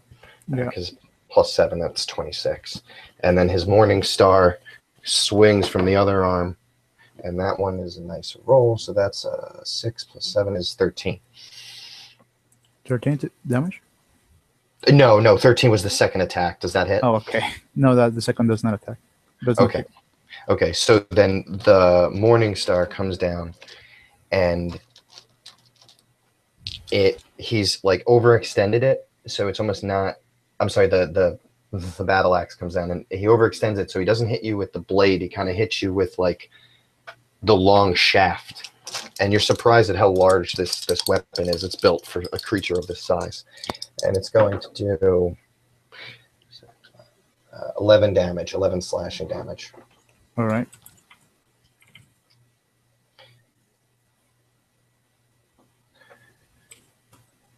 And the other Fomarian, I'm sorry, shouldn't have said that.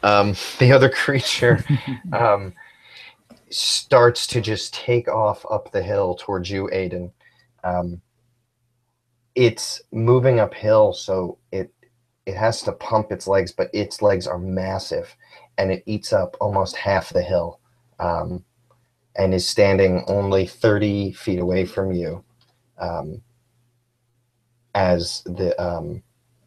you get to react. So take your action.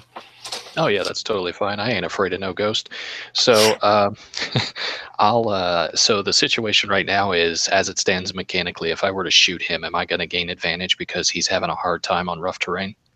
Is that how that works? No, I was just describing that he's running up a hill, but I wanted you to get the idea that he's so powerful and big that he just eats it up like it was like a small staircase.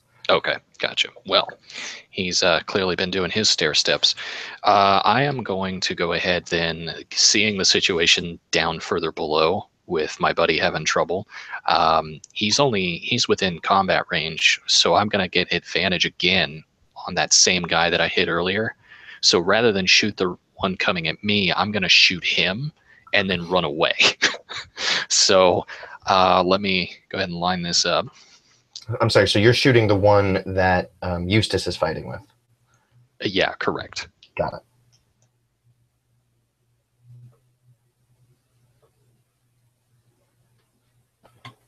Once again, thank God for advantage. One of these dice is really loving me and the other one's not.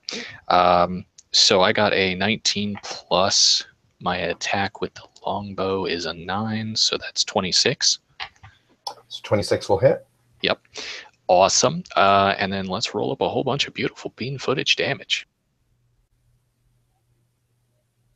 Yes, and you do get the sneak attack. He's within 5 feet of Eustace.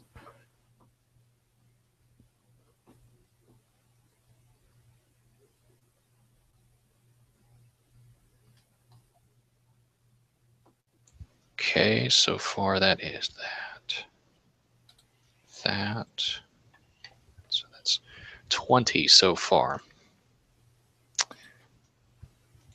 Okay, so that's...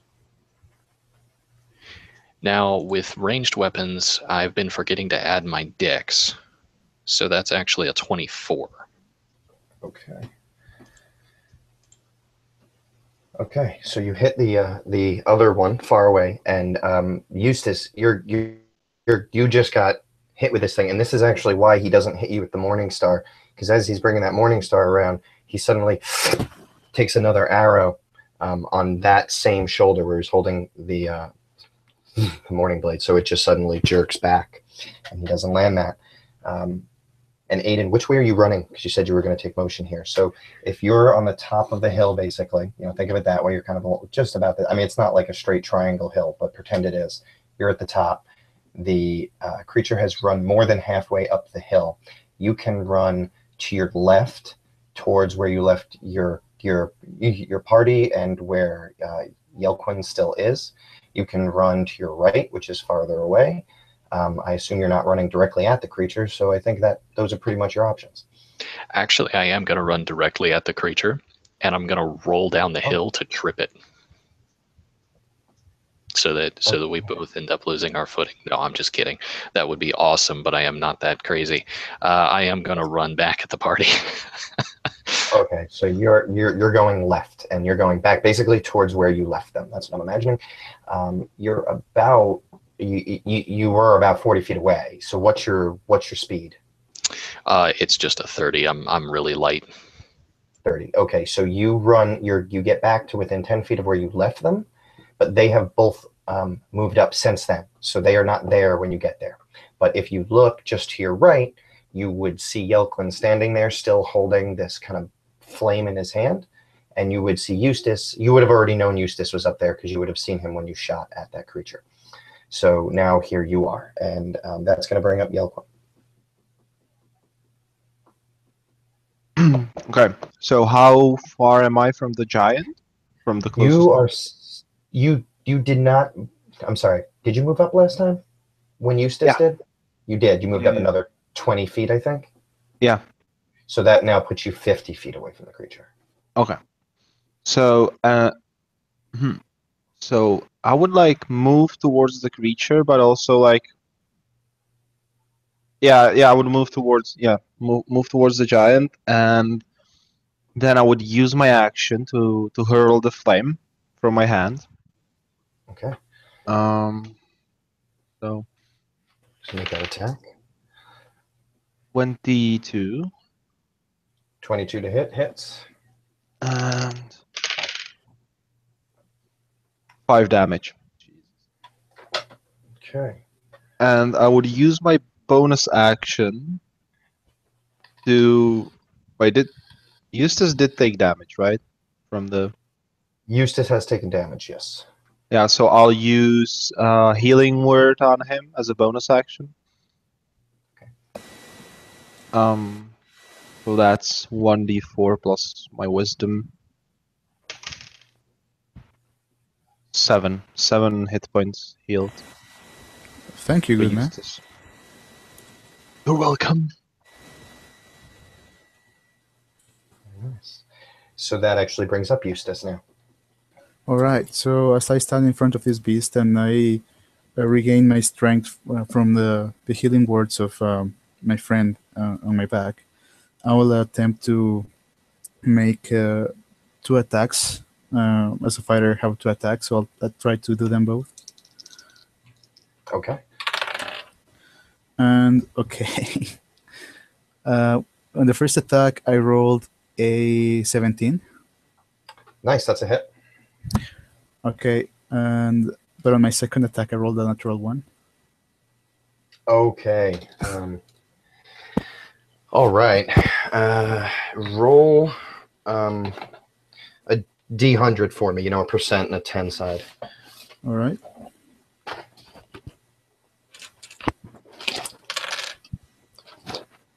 Right, so I got a 19.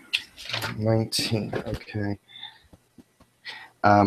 So it just in your flurry, so you hit on the first one and you just feel yourself gassing out.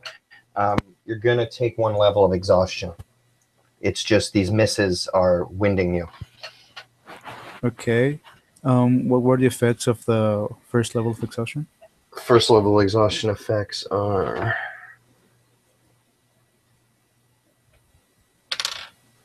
Come on. It should be right here. Disadvantage on ability checks.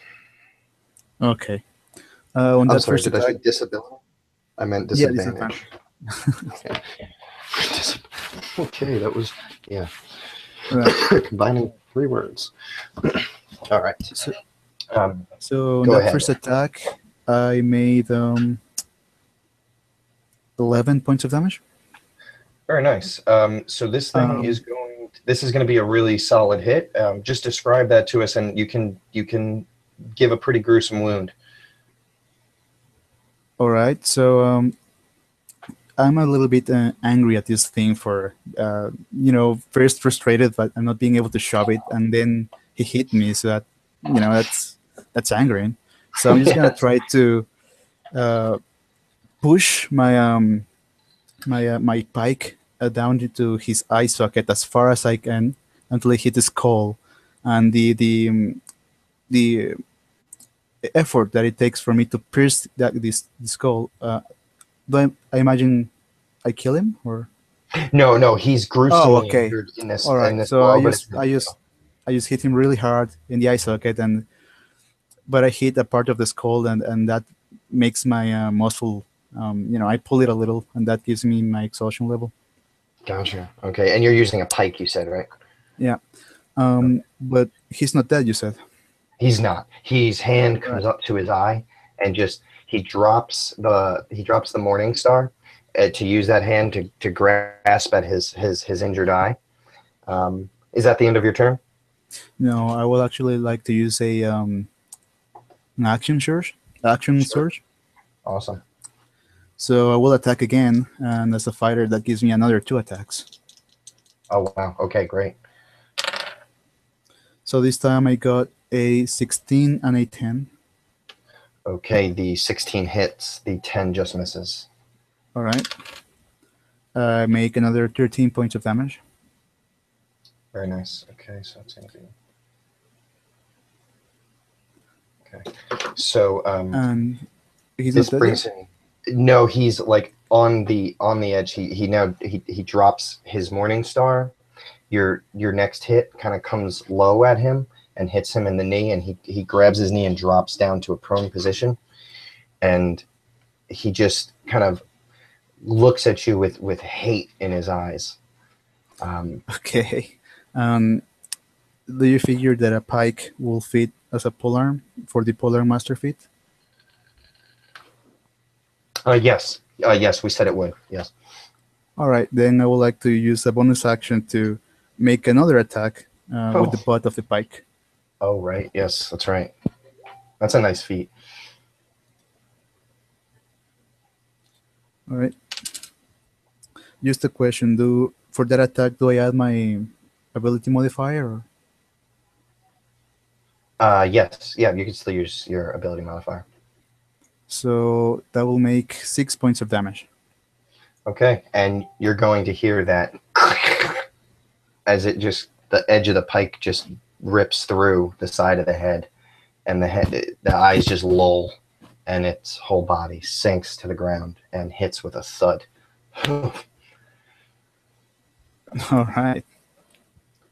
And behind you, coming from where you had seen Aiden take his shots, you can hear these thundering as the footsteps of this other creature are following after Aiden, who had you would not be aware of this, but he had moved over towards this direction, and this creature is now following, which is back where you had originally started. So now this creature is essentially 70 feet Well, no, I'm sorry. It's actually angling towards Aiden, who was moving towards you guys. So it's actually only about 50 feet back behind you.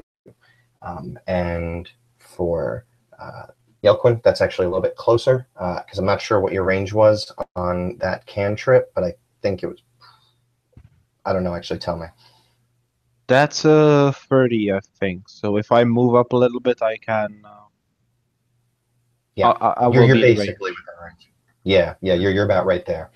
And Aiden, you're kind of on its other side a little bit. So this thing is kind of charging at you, but because of the slope of the hill, it kind of had to angle itself back a little bit towards the rest of your party to come around.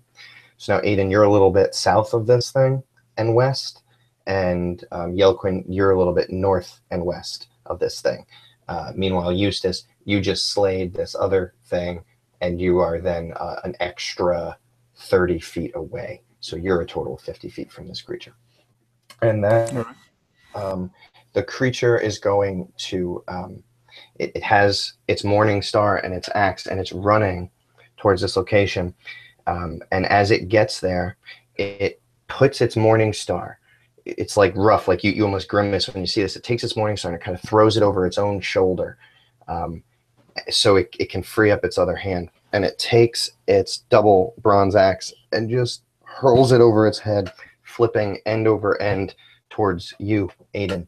Aiden, give me a dexterity save. Okay, this is a pretty high range though, right? Because I moved an additional 30 feet in addition to the 30 feet of the hill that he had to climb. So that's Well, yeah, but he was closer because he only came halfway up the hill, and he's taken his whole movement to get within range of you. okay. It's right on the edge, but this is it's a large creature. It has a lot of strength with which to throw this, so its range is pretty far. So he's an asshole. Got it. What what did you need me to do? I'm sorry. A dex save to dodge this this axe. Certainly.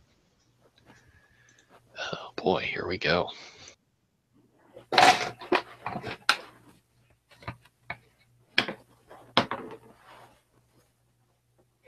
So I'm hoping this did not fail me. How does an 18 look? 18 beats his attack roll by 1. Oh So my goodness. you basically, this bronze axe is just, and you just are able to move out of the side. You can almost see yourself in the bronze as it crosses in front of you and just thunk, lands into the tree right behind where you were. And it buries itself so far that both sides of the double basically stick out the other side of the tree, and only the actual hilt is stuck inside of it. And that brings you up. So that would have definitely not helped my hangover. I am going to. So let's see. What I want to do is position myself so that as he runs at me, he's going to be about 5 or so feet away from my druid friend. So I want to go ahead and do that and ready an attack to hit him so that I get you basically get the distraction ability so that I can get all the points on him. And I'm going to use my bonus action to move Hunter's Mark over to him, which I get to do since the other guy got moved to 0 hit points. Yep. Yeah, I've played many a ranger. I'm pretty good with that one. Okay. So yeah, I'm just gonna move myself, I guess, a little bit north, and then face this thing. Go into a crouch with a knocked arrow, kind of held sideways, and ready to launch a Legolas shot at him. Nice, very nice. So yeah, you are actually now positioned pretty close to Yelquin. He's probably about 10 feet away from you. So Yelquin, you see this happen. He's readied himself, and you're up. Wait, so he needs me to move to the giant, right? How far am I from the? No. When I move, I'm just like, don't move. Oh. I say quietly, and I ready an arrow. Okay. Well, I could have, but okay. I am gonna. I'm just gonna use the cantrip again. I don't think there is a Okay. need for anything special. So 21 to hit. Awesome. Yes, totally. And 8 damage. 8 damage. Nice. Okay, so the your fireball goes tossed at this thing, and it just hits against him and sends a skittering of flames over his skin, and he roars again. And then Eustace, you're behind Yelquin. You're hearing all this and seeing all this as you turn after crushing the skull of this other creature. What do you do? Well, I wonder if it'll be okay to Aiden if I charge at this creature, or if he will actually prefer for me to. Well, I stand don't aside. think that you would have heard what he whispered at Yelquin, so I would think you would, being a fighter, unaware of the ranger's wiles and ranged weapon nuances, you wouldn't really have much of that concept. So if your instinct was to charge, I think he probably would. Alright, then I will But charge you this guy. are pretty far away from him. You're, let's see, you're 60 feet away. Yeah, but my charge activates when I use my action to dash. So Okay, yeah, I wasn't actually- sure how many uses of that you got, so that's perfect. So I will charge at this guy, and let's see. I rolled a 21 to hit. Nice, that hits. So you go flying past your companions. First Yelquin, then Aiden, and then you run at this thing, and what do you do? Well, at this time, since shoving doesn't really work with these guys, I'll try to use go stabby on this guy. Nice. All right, so you land that hit. What's the damage? Oh crap! Now I rolled a 1 on the damage die. Okay. Do you get any pluses to that, though? Yeah, I do get +3 from my ability score and +5 from charging, so that's 9. Oh, wow. Damage. Oh, so that's still 9 damage. That's still pretty good, actually. Okay, cool. So yeah, so you charge at this thing, and your pike goes flying out in front of you. You know, like kind of like 300 style, and the spear just it doesn't really bite on this thing because it was at a slightly off angle, but it hits the like lower than the shoulder because of how tall it is, like more around its bicep or elbow, and it kind of slides along the outside, and you can see the blood drawn. And then it is going to just it only has its one weapon here, so it's going to take a backhand swing at you with its free hand, and then GM, follow up. can I interrupt you? I'm so sorry. My reaction, since Oh, it yes. Yes, Yeah. you do get your reaction. Go ahead. then yeah, I'm going to go ahead and unleash an attack. That is +9, so that is a 22 to hit. And does so. And I've been pre-rolling since. That looks like 29 points of damage now that I know how to add my damn dex. I can math, guys.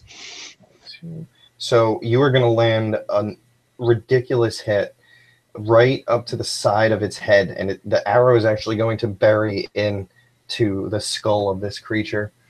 Sorry, let me do my mathing. Yep. Okay. So it lands in, and this thing roars again. And now it's going to backhand Eustace. And that's going to be a unarmed strike for... Of course, I didn't get myself ready with the unarmed strikes for this guy. You muted yourself there, GM. I did? You can't hear me? You're good now. Yeah, we lost you when you said you didn't get it ready. Oh, I think I just cut out. Okay.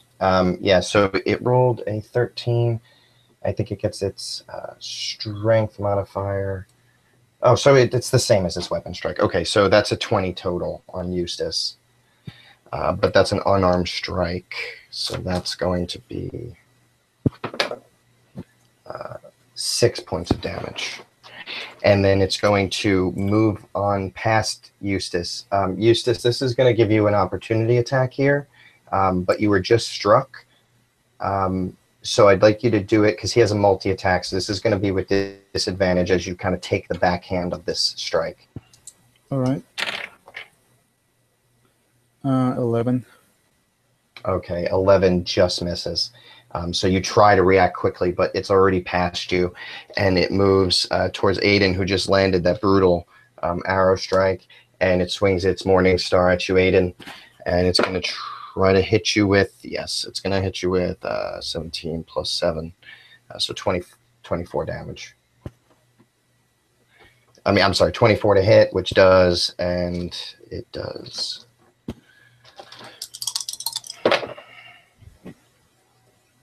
14 points of damage to you with this Morning Star. So it just boom lands right on your torso. What's your health at? I'm sorry. How much damage did it did? I was multitasking. It did 14 points of damage. Okay, so it rolled pretty well to hit me. Then that sucks. I am doing okay. Actually, that's about it. That's about half my health, but I'm all right. Okay. If anyone gets to a quarter health, just let me know. Okay, so that is going to bring up Aiden. He's right next to you. Okay. Well, actually, I'm sorry. They have reach, so he's actually 10 feet away from you when he landed that hit. Oh, well, that's actually a good thing, because now that he's 10 feet away from me, he's 5 feet from my druid friend. I'm going to go ahead and hit him again with another arrow. Okay. So fire that. Okay.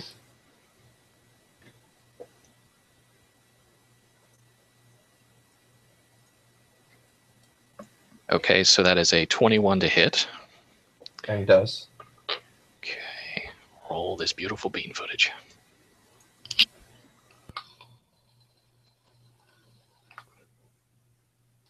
Go ahead and roll, but based on your rolls, sneak attack and whatnot, this should take him out. So you can just go ahead and, as long as it's more than 13, describe a lethal hit.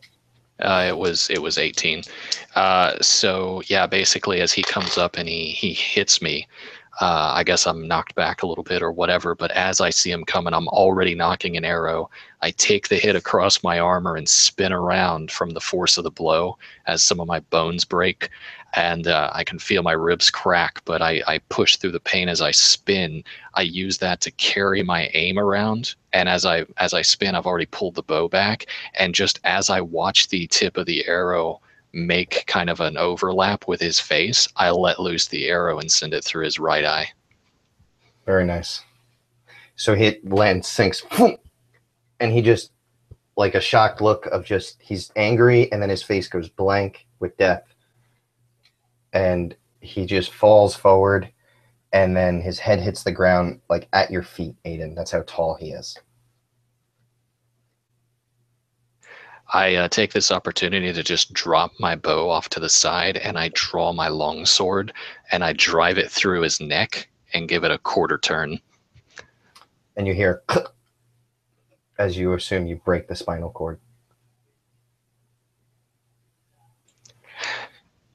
I kind of pant heavily as I lean on the hilt of the sword, and I kind of go to a knee, and it hurts to breathe, so I wince a little bit with each gasp.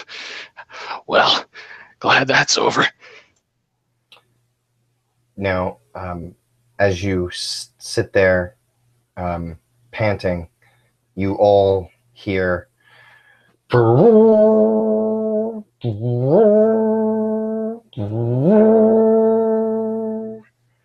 we're just going to take a 5-minute break here.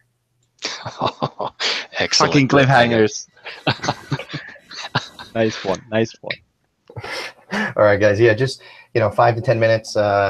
Go to the bathroom, grab some drink. I'll be right back. I'm just gonna check on my kids. Okay.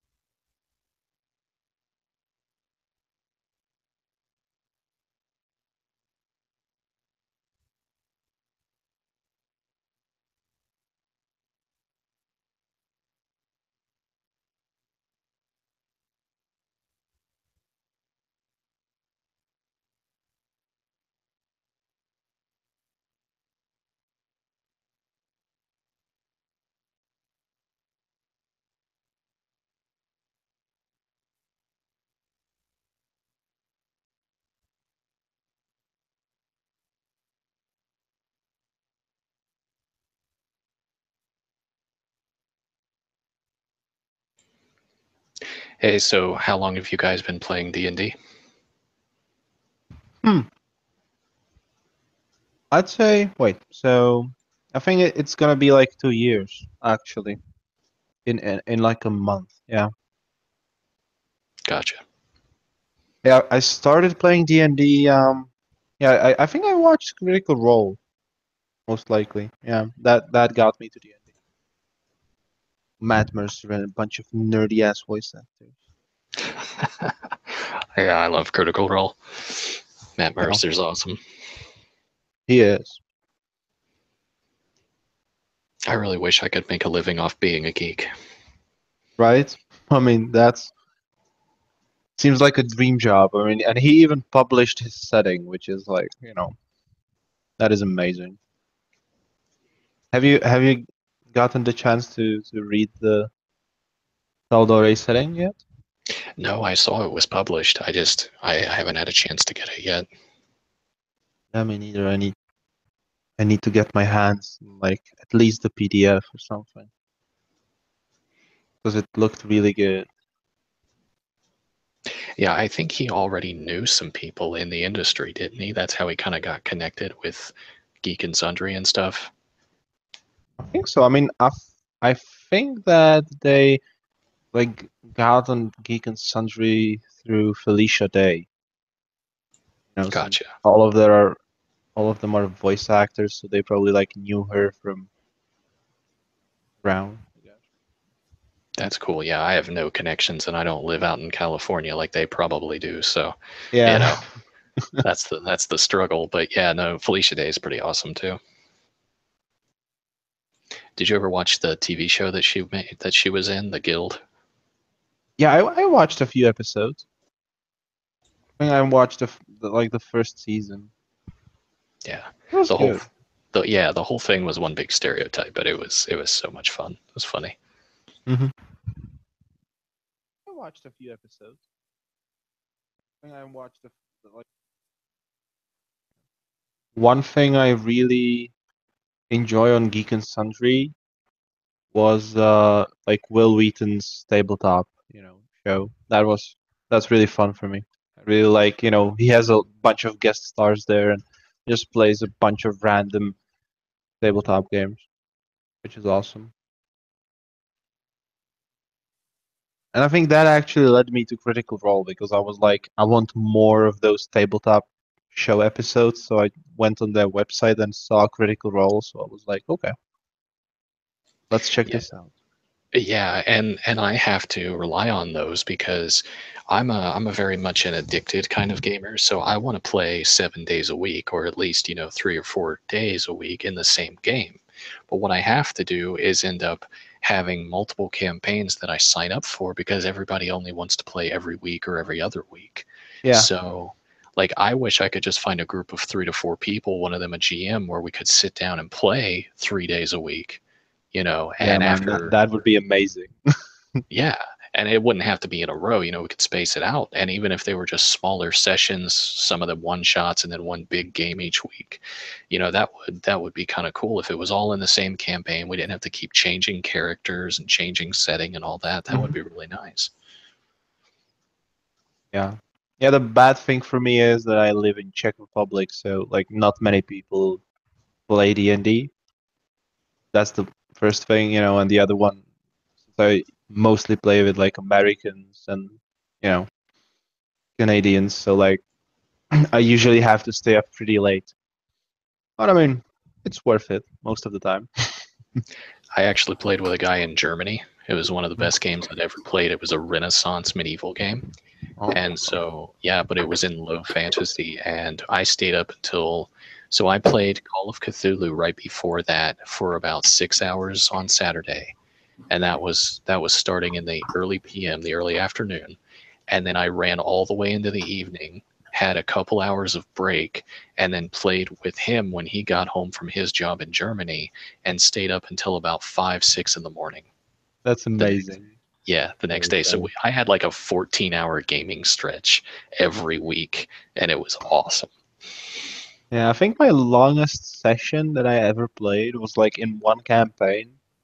and that was like I think 12 hours. We played for 12 hours straight, Oh, that's and insane. like it was such a like big episode of the campaign as well because it was like a dwarven campaign, so we were all dwarves. And my character just became the king of the dwarves, which was, so we started like going around fucking, you know, being kings, so like fucking 12 hours or something. So much That's fun. really cool. I was speaking to someone who had a 48-hour session or a 72-hour session, something like that, where Jesus. What are you, just like every IV Red Bull? pretty much, yeah, they were like, they took a couple hours of rest each day, just a couple, and then they just kept going. And I'm like, oh my God, how did you do it? I want one of those. That must have been like the best game ever, like must have been so much fun that they were willing to do that, like such a motivation and such a good, group of people probably, man, something. That's something. Hey, Arturo, are you back?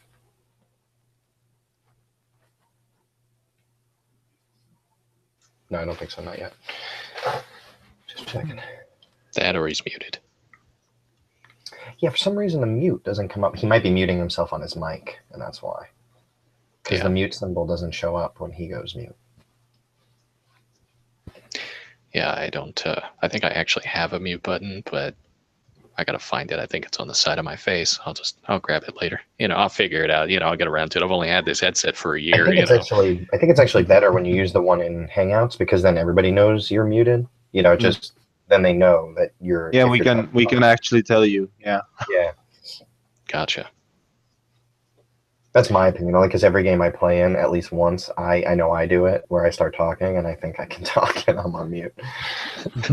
That's why I like push to talk. A lot of people don't like push to talk, but I feel like it's a courtesy to everyone, and it lets you know, you remember, hey, I'm actually talking right now, or no, I'm not, and I'm good. Yeah. I don't have to worry about somebody else hearing me fart or worry about me chewing into the microphone. Anything like that. I use push to talk whenever I'm on Discord. I mean, if you have like a lot of people in a room, like if you have more than like 5 or 6 people, you need push to talks because then it's just crazy. Yeah, speaking of Discord, you need to get in our Discord more often there, Roy. Yeah, I know. I haven't had a lot of time lately. That's all right. Arturo, is that you back again? Yeah, hello. Okay, cool. I thought that. All right, cool. All right, guys. So where we left off, you heard 3 trumpet blares back from. Sorry, got to get myself oriented. Back from the south. Aiden, that's a warning call, and you had seen the ships out to sea, so there's reason for the town to be summoning a warning, but. Perhaps you wouldn't have expected this sort of response given the distance that those ships were. So does that make me think that the warning arrived on time? I think it might confuse you. It would mean that the town was on high alert and was responding currently. Okay, well, I mean, hopefully at least that's a good thing, I think.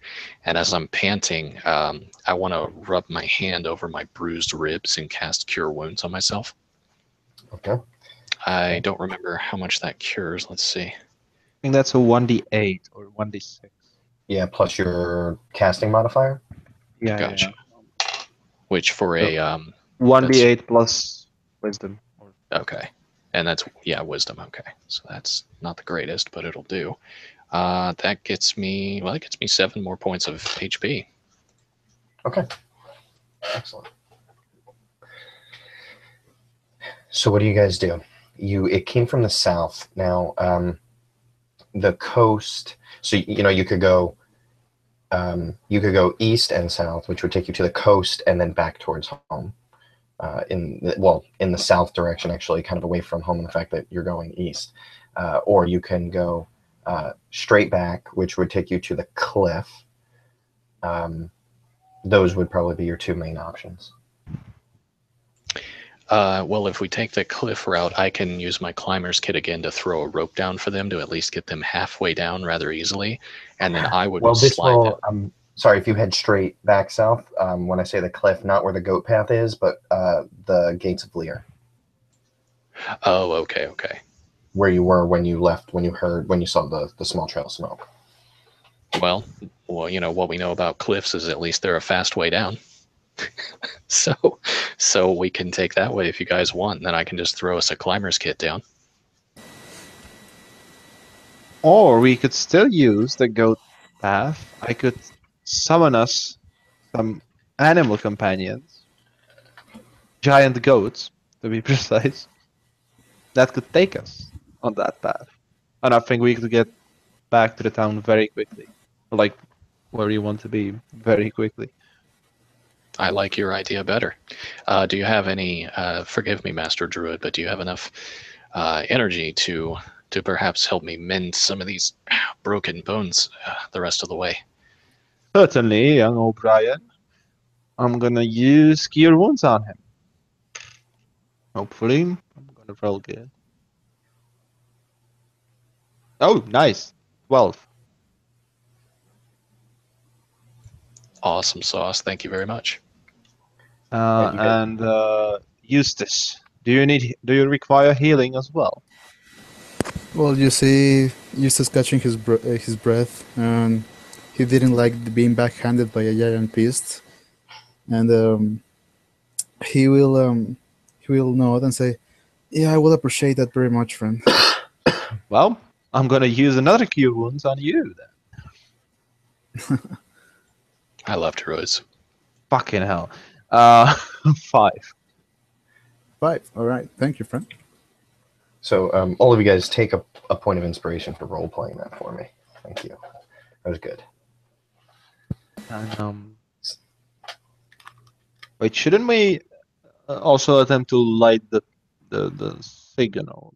I mean, they already know, but might be I don't know, just for safety measures. Yeah. I don't know if the hog got there. I imagine they already know, but just in case, GM, I'm going to take out one of the torches from my pack, light it up, and just throw it into the pyre. Nice. So yeah, so the all the kind of like the stuff that was there that should have been lit kind of now is. And you'll be making a significant signal fire now. Dark black smoke will start to rise. I'd like to pick up the battle axe from the guy that I killed as well. Since I'm technically proficient in martial weapons, I'm going to take it. Just so I can go crazy on somebody if need be. Awesome. Okay.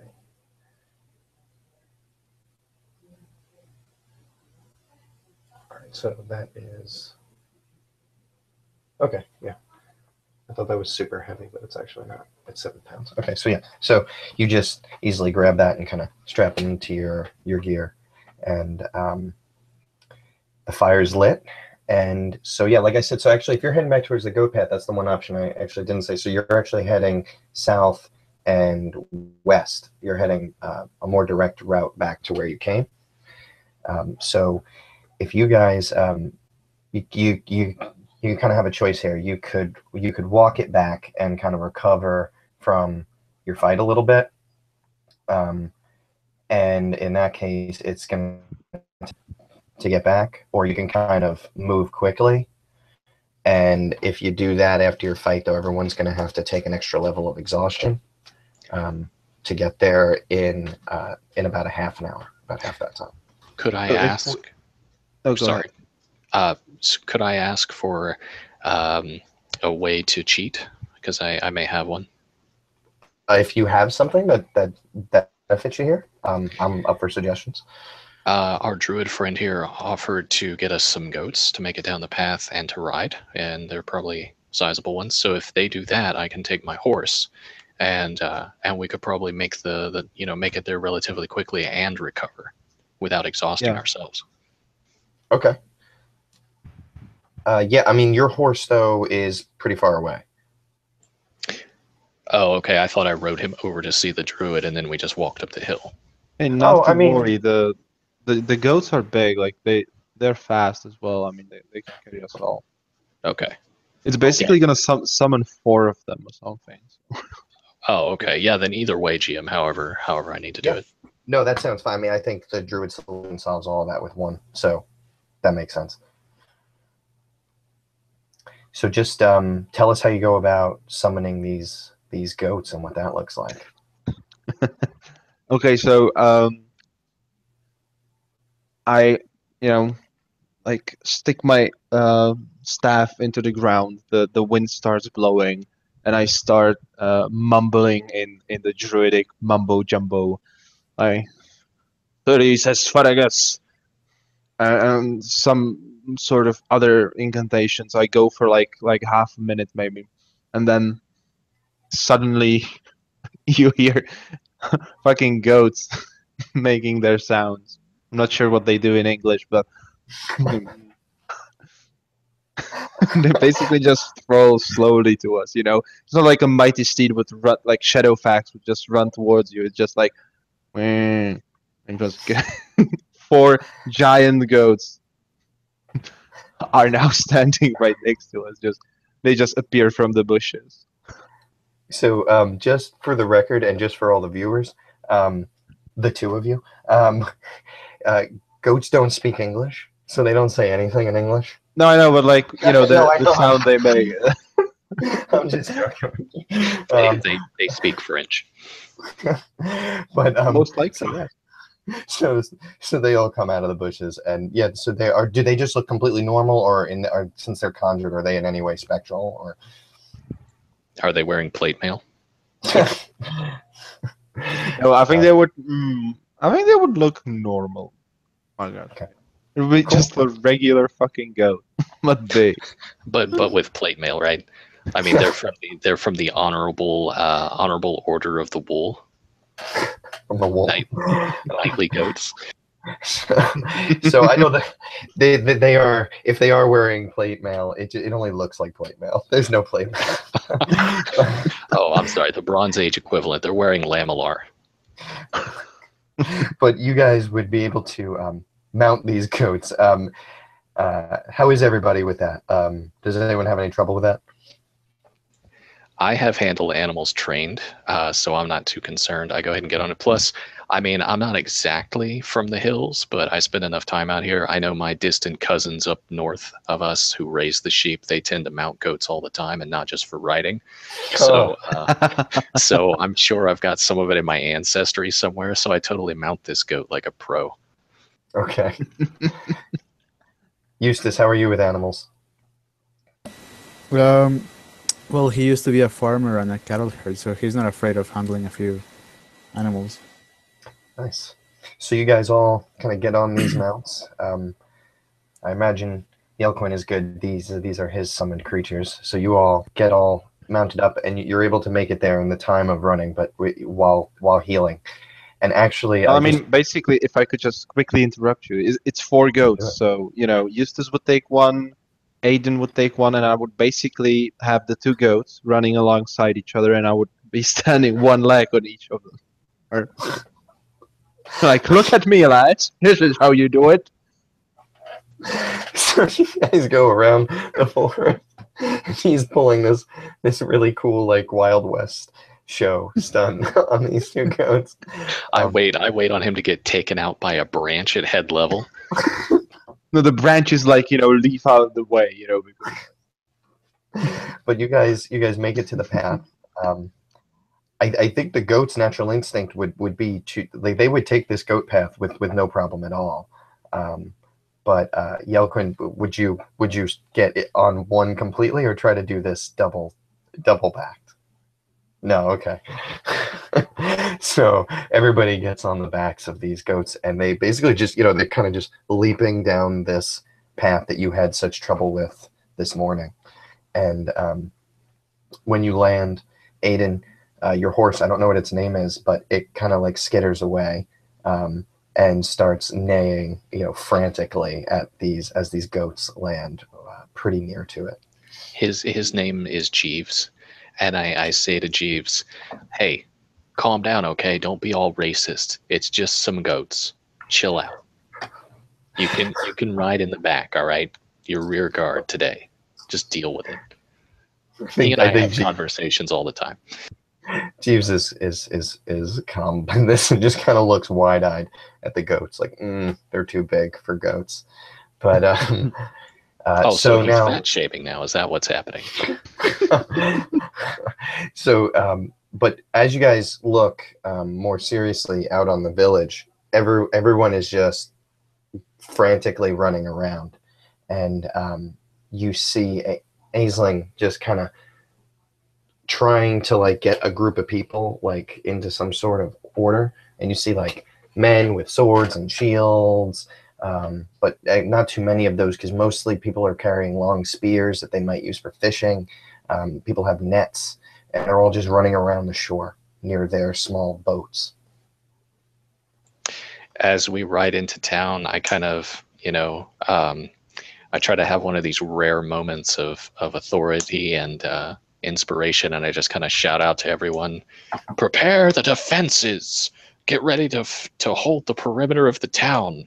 All men with spears to the front!" And when he does that, I'm gonna use Druidcraft to like the leaves would go so like it makes this moment more majestic for him. And after he shouts, I'm gonna shout like, "Listen to him! He's an O'Brien!" Like, So yeah, give me a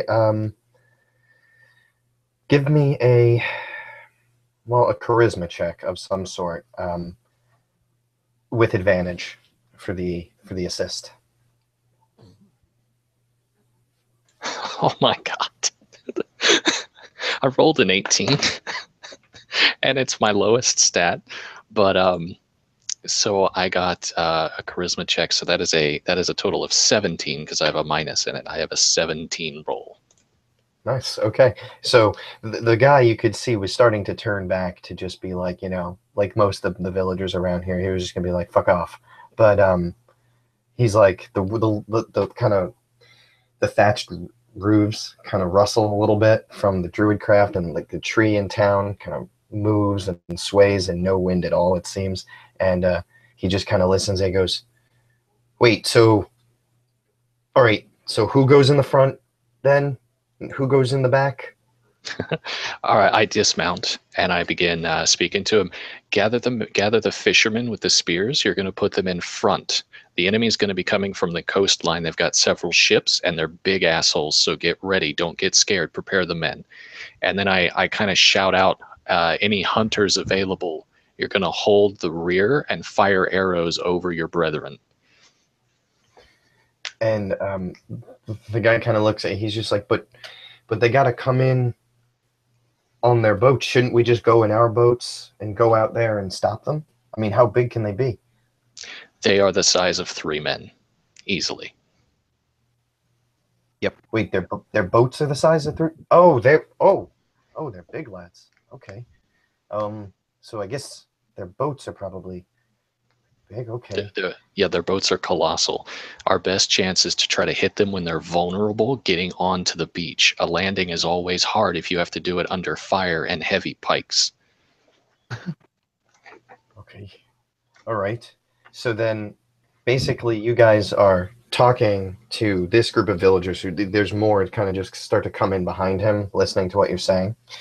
And then you hear Aisling off to the side and she goes, "Oh, you lads are back. Oh, I'm glad. Okay. So, was that you then that had sent the bird?" Didn't he Yes. tell you? She goes, He must have. "Yeah. I'm not so good with names, so I wasn't sure. But you're the only other druid I know around here, so I figured it was you." Right? She's better with animals than people. Yes, very much so. We all are. Yes. So she's just like, so after I got your message, someone from the coast started blowing at that horn. Their boats are moving fast. They're coming right in. What did you lads find over there? They're really big creatures, like I was telling him. Thanks to our druid and fighter, we were able to survive and kill them. But they had killed our man who had tried to light the fire but didn't get it all the way lit, so we lit it. And we also saw that they have massive ships on the way. They are huge. Both they are huge and so are their people. But I explained to her what they looked like. They're really big. They're green. They carry big, massive weapons in each hand. They're ugly. They stink, and they wear loincloths. And they speak this guttural language. Okay. Aisling kind of mumbles under her breath and she says, Favorians. Fomorians. Supposedly we drove them out when we came to this land hundreds of years ago. Obviously, I wasn't there because I'm not that old, but they're said to be nasty, one-eyed, one-armed, and one-legged creatures. I assure you they have 2 arms, 2 legs, and 2 eyes. Yeah, legends can be false, it's true. But I guess they're still pretty nasty. They are, yeah. They took a lot of arrows and cleaving to put them down.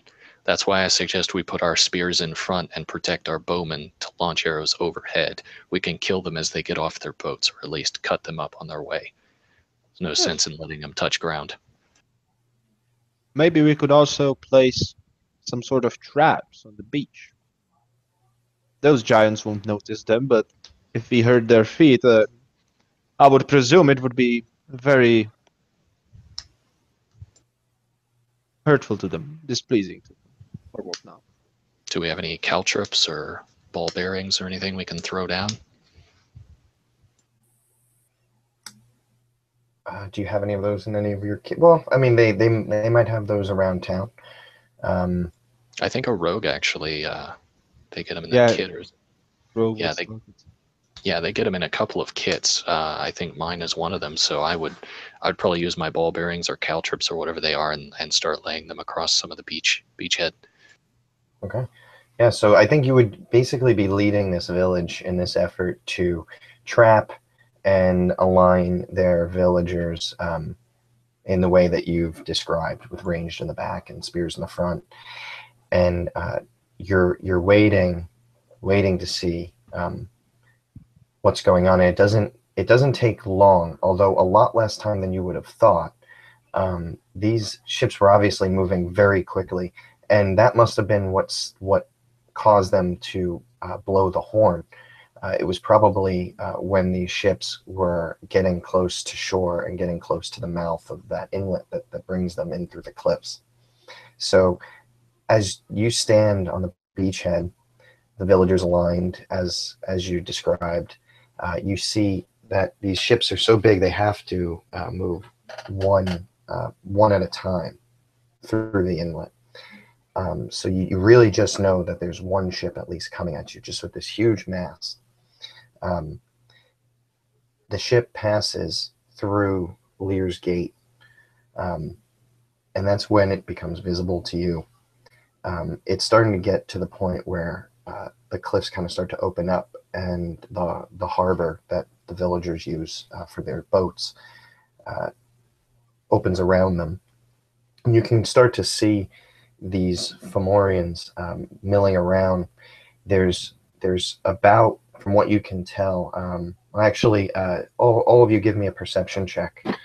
See if you can tell how many are on board of each of these ships.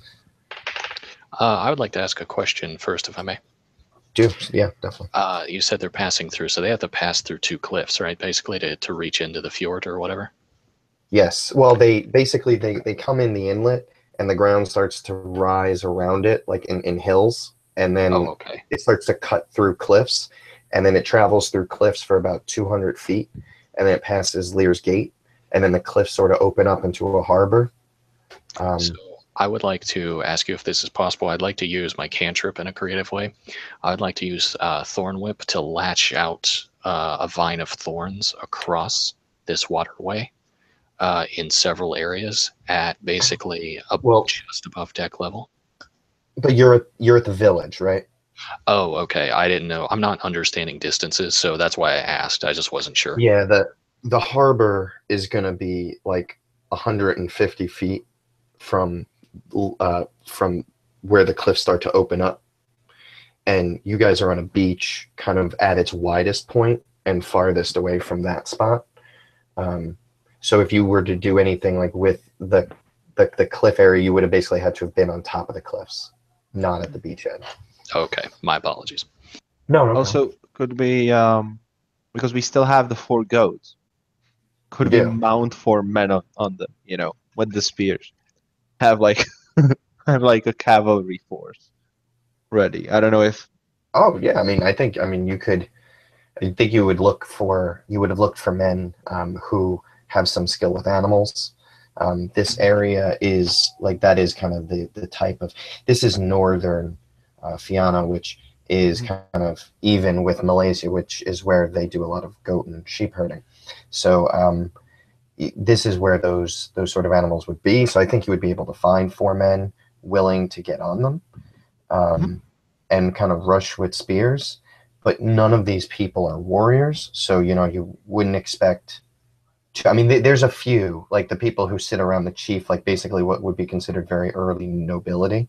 They would have some skill in fighting, but like the regular men that would be skilled with animals wouldn't necessarily. So they'll do it, but don't be expecting knights. So, That's Mr. Eustace, Yeah. you're very much a close range guy, right? You like to get in there and mix it up. That's right. So I'd like to make a request of you and the GM. GM, I would like to look around, see if there are any guys wielding axes and hatchets and swords and that sort of thing. Probably not very many swords, but anything other than a spear maybe they don't have, or they prefer something. Oh, I think, yeah, there would almost be as many people wearing, like maybe they'd have a spear and a hatchet, but these are fishermen, but in this day and age, everybody has to be able to take down a tree, chop it up for firewood, and everyone has a hatchet and those type of tools. Okay, so what I'd like to do is rally up about 10 of these pseudo woodsmen, and anybody, guys that don't have a bow basically, and send them to Eustace and ask him to have a token force along the side of the bay ready, so that basically it's off to the side of our spear wall. And so if the enemy will come off and start getting assailed by bows and spears, we have another force to come in and flank them, to chop them up a little bit more, kind of confuse them. Okay, yeah, so you're going to have a flanking force. That makes sense. Yeah. Absolutely.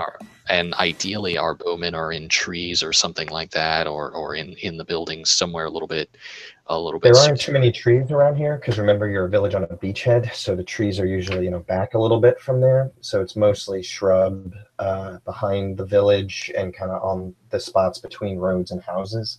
But there are the houses themselves, huts really, with one central large building, which was the clan house that you came into on the beginning of the session. Okay, well that's fine then. We won't worry about it. We'll just put them behind the spearmen and do the best we can. And I'll hang out with the bowmen, I guess. But I am going to ask Aisling, where are my cousins? Where are the O'Brien leaders? And she would point you straight to the front of the spear line. There would be Braden there, and his brother. I'm sorry, he has. Well, actually, why don't you tell me who is in the O'Brien family other than Braden, the chief, who would be the eldest brother? There's Yorfric, which is his younger brother, who's kind of a dastardly fellow, likes to drink, really likes the axe. And then there is Leofric, which is his son, who by now is just coming of age at about 16, 17, who very much is in love with the old warrior tales, very much, a swordsman. He's one of the few men that actually carry sword and shield. A little bit inexperienced, but definitely just coming of age. And then there are a few housemen, if you want to call them that are the sort of the champions of the family, probably only like 5, 6. Okay, and they are all at the front of the spear line on the shores, leading the scared fishermen. Okay, I'll actually approach Braden then before we get too deep in the stuff here. Okay, Braden would look and he would kind of give a little smirk and almost be like, "You're gonna stick around for this? I'm a little surprised. Aren't the woods where you'd rather be? Best now." Well, despite your bile, it won't do me any good to retreat to the woods if they're just burned down anyway. But yes, I'm here. I've organized your archers and spearmen. Hopefully that helps. Though, as we know, these poor bastards are just muling fishermen more than soldiers. But hopefully today they'll do their bit. Where do you need me? I can be with the archers, or I can stand next to you. Your choice. His expression softens, and he says, "Hey, you've done a good one here, and by the looks of you, it looks like you've mixed it up earlier today already. Might be best for you to hang with the archers. If you've tangled with these fellows before, I imagine you must have come out the worse for the wear. So hang back there, get those fellows to shoot an arrow in a straight line, and try to drop these, whatever they are, before they deal too much damage." Just so you know, they are big and strong, so you need to hit them before they get off the boats or just as they're touching down. You don't want to let too many of these guys get a foothold. These aren't regular men you're fighting. But I will stick with the archers then, but based on what I've seen from the marketplace, no promises on straight shots. And where are you at this point, Eustace? I would be with my cavalry unit. Yes. Okay. So you're waiting to lead them in, and Yelkin. That was actually Yeldon that answered. Oh shit! I'm sorry. Oh, Okay. oh, I'm sorry. Oh, right. Okay, you're over there. Right, Eustace. Where are you? So, assuming that Yelkan takes one of the flanks, I will take my my force to the other flank, so we have both of our flanks covered. Okay, and you have a bunch of men that are wielding these those pseudo woodsmen that Aiden had been talking about, as Aiden takes the bows, and another ship comes in through the gate, and then another, and there's these three ships sailing, coming towards the shore. And can I get those perception checks?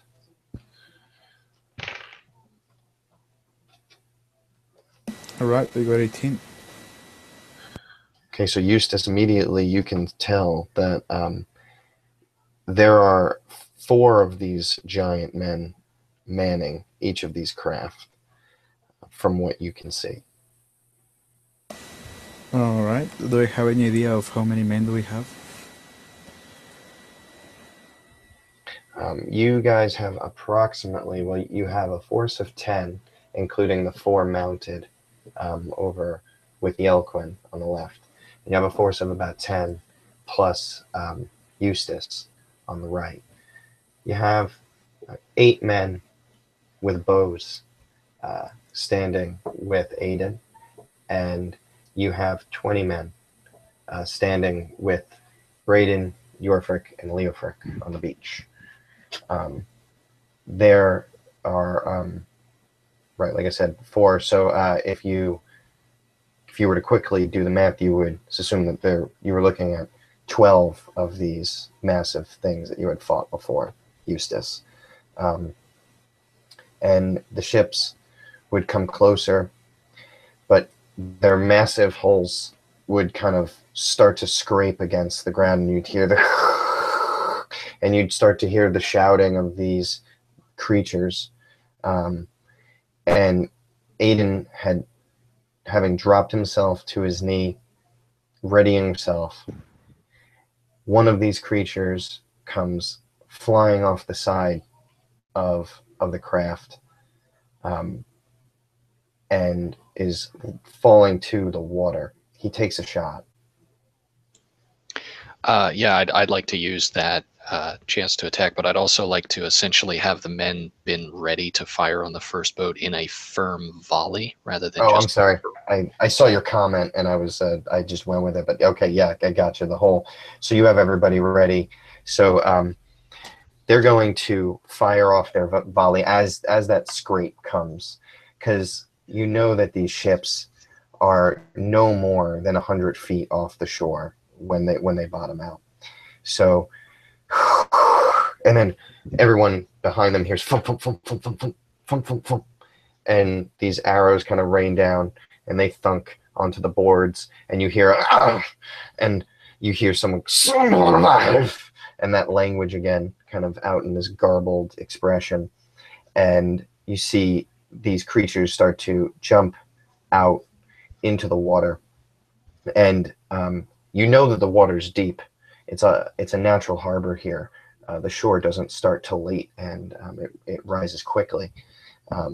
And you all know that people can drown not too far off, and you might almost expect that to happen, but because they're so large, they must sink like stones.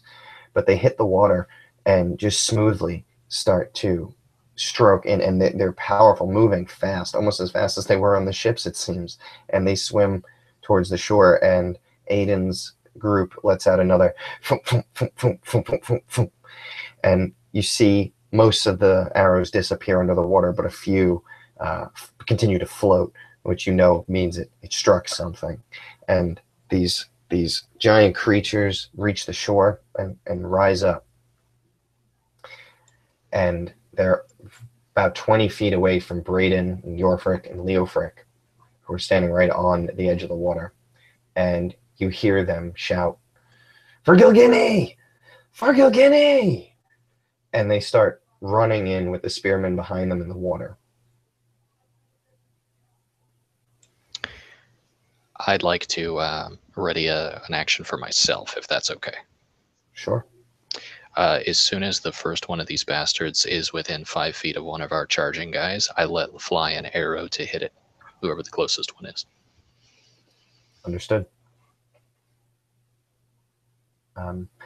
So as the men run out and these giant humanoids stand, these Fomorians as they were called, stand onto the shore and you can see them start to rise out, like Godzilla, basically, and they come out of the water, and they are all holding these seaweed covered weapons that are not holding, I should say, they're like lashed to their backs, and as they can stand now, they start pulling them out, and the flails are coming, and the axes, and the brothers and the nephew start to reach them, and Braden gets there first, and if like two packs of flying geese were to meet each other at the V, Braden hits this first creature, and just as he does, Aiden, that brings your action. All right, here we go. Oh, baby. Shit. Well, I would add something to that, but I don't think it's going to matter. How does a nat 20 look?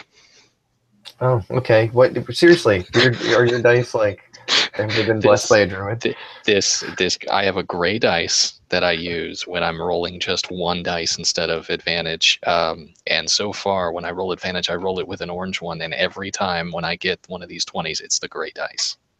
Never lose that dice. Yeah. But yeah. So no, you don't have to, because that's and the crit rules are just double the dice and then add the mods. Okay. Stand by 1 second.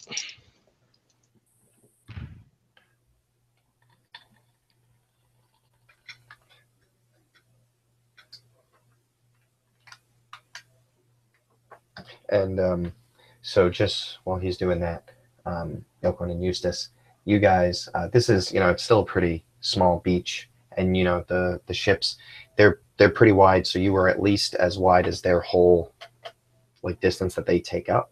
So they are each 30 feet wide, so that's 90 feet. So you guys are like basically each 50 feet away from the spot on the beach where Braden and Yorfik were, but their line took up about 20 feet. So, you're basically 30 feet from the edge of the spear line, essentially. Mm. And, but they're in the water as well. So you're like 30 feet from there, and they had to run in the water. So they're about 10 feet in the water. So, it's like a triangle. You guys are probably roughly about. So, how only one ship disembarked, right? No. They all. It was All of them, like each of right? them. Yeah, they just kind of slammed against. They all bottomed out one at a time, but the ships were lower, so the creatures jumped in and had to swim some, and then they started climbing up on the shore. But all of them did, all 12. Okay. Okay, I got the damage in. I don't know if we set up some sort of a signal to charge. Probably not, right? Well, I don't know. I would let you retro that if you guys think there's a cool signal that you might use. Yeah, we could probably blow one of the horns, actually. If I or the chieftain have a horn handy, we could call in the charge. Yeah, something like that. Yeah, I would think somebody not in the fray would have it, because if they went down, then nobody would be able to blow it. I guess I'll take it. Okay. I wasn't really planning on being the leader type or anything, but I will blow the horn at least. I can play music. I have a high dex. We got this. Yeah, so I'll wait for a good opportunity when a couple of them are on the beach, and then I'll call in the charge. And what I'll say is that if it's okay with you, Jim, I have one blow is to charge, and 2 is to pull back and ready for a second charge. Oh, hammer and anvil, I like it. Yeah. Cool, very cool. So your arrow flies. It hits the Fomorian that Braden was about to encounter. It thuds into its chest. Braden strikes at it while it's caught off guard, and it goes down, and he, like, you can hear him from anywhere in the village, and he screams out, "They bleed, boys!" And everybody just starts hacking and slashing. Despite that initial excellentness, most of these men are going down, and they're going down fast. The Fomorians are just swiping. You see one of them on the edge, Eustace, on your side. You see him come with his left hand swinging his axe, and he takes 2 of the spearmen's heads at the same time, just thump, thump. And Yelquin on your side, as you're waiting for the call, you can see one of the spearmen running into the water and thrusting his spear, and it hits one of the Fomorians, but he takes it and he breaks it, and then he breaks it in another place, and then he jams it right back into the man, who just drops dead into the water. And this mayhem is going on, but Braden and Yorfric and Leofric have each hit and fallen back and then move forward and hit again. And they start to move backwards towards the shore, and they move back, and they're losing men. And by the time they make it and their feet are back on dry ground, it's only them, their 5 retainers, and 3 other spearmen, just jabbing at these Fomorians. I blow the horn at this point. Okay. All Let's right. do it. So when he blows the horn, I'm gonna turn myself. I'm gonna shapeshift. Surprise, surprise! Into a giant goat. Yes. Excellent. And we charge. Nice. Okay. Okay. Just everybody roll initiative for me now. You Okay. might as well get this in. Also, how are we gonna proceed with my summons? Are we gonna count them in initiative or just like? Oh yeah. Well, they're being ridden by villagers now. They're not Yeah, like free that's- reigning. So I'm just gonna take control over them with the villagers. Yeah, I mean, you fair can give enough. them direction. So wait. So 17. Yeah. Okay. Oh, sorry. Yeah. 17. Yelquin and Aiden and Eustace. I got a natural 1. A natural 1. Okay. Oh, I'm so sorry. What do we add to initiative again? Is it Dex mod? Yeah. Uh, Dexterity. Okay, then I got a 23. Damn. I know. This I'm sticking with this gray dice. I mean, your dexterity is high, so you know. yeah. It is. It's insane. But still, you roll high. That's good. He is on your team. Yeah, Yeah, I feel bad though. I 'cause keep feel forgetting like this is a co-op game. I I, shouldn't be jealous. no, I feel bad though because I know that I feel like it seems like I'm cheating. I actually rolled well earlier and I made it look like I didn't roll as well, but then I added my mod and I still made it. I'm feeling really bad. So we got okay. So all right. So Aiden, you are going to use your action though to blow the horn, and you blare it out, and Yelquin, you have these 10 men with you. How do you get into this? Mm, I thought I was the one with the 10 men, and the Alcon with the You color. you both have 10 men with you. He has. Oh, I'm sorry. Right, there was only 4 men mounted. Okay, so I'm sorry. Yelquin. So it's you as your goat and 4 other men. And Eustace, you have 10 men. Okay, sorry. Let me make that note. Yeah, something like that. Okay, cool. Okay, so how do you guys get involved? I mean, they all have spears.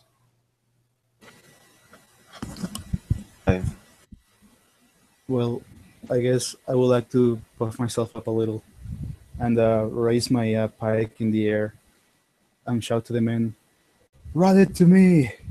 Be steady! In front of us lie our enemies. Behind you lie your homes, your families, your children, everything you love. And I cannot promise you today to survive.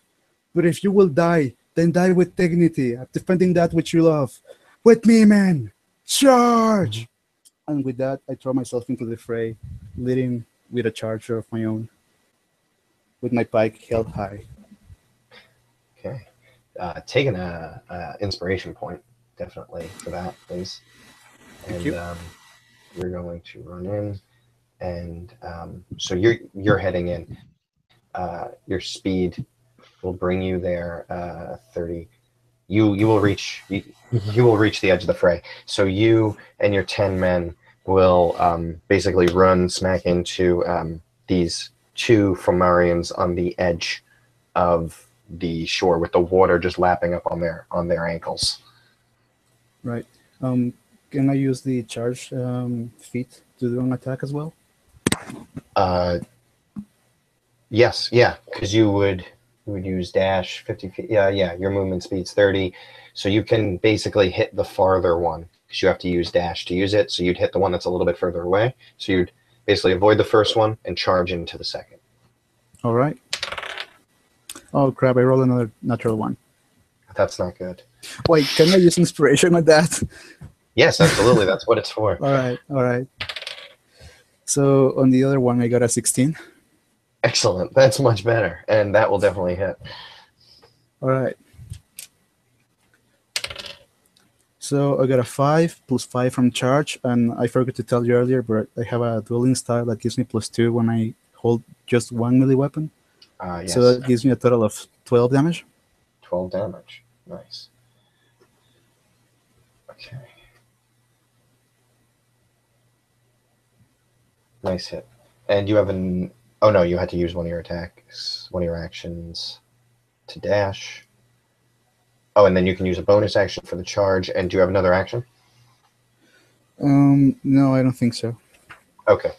Okay, so you come in and you pass the first one, charge into the second, land this nasty hit on this Marian who kind of roars out and kind of cranks back, and your men come running in and smack into the one next to it, who brings his axe down on one of the men. You watch him just get cleaved almost in two, and they're preoccupied with that other one. You're at this moment alone with the one.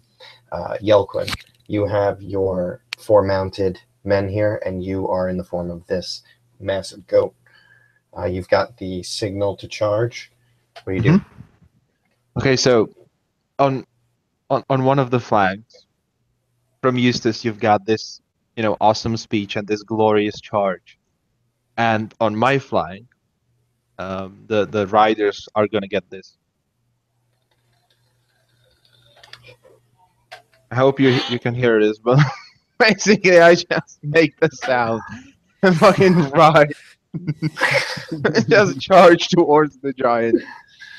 So the goats in your company are inspired and, and follow your bleat forward into battle, bleeding behind you. And you, obviously, at that speed, you would also collide with two of these Fomorians. So give me your attack. A 15? 15 hits. This. Oh, Okay. sorry. Wait. Yeah, I'm gonna. Yeah. And he needs to make a strength saving throw because goats can charge.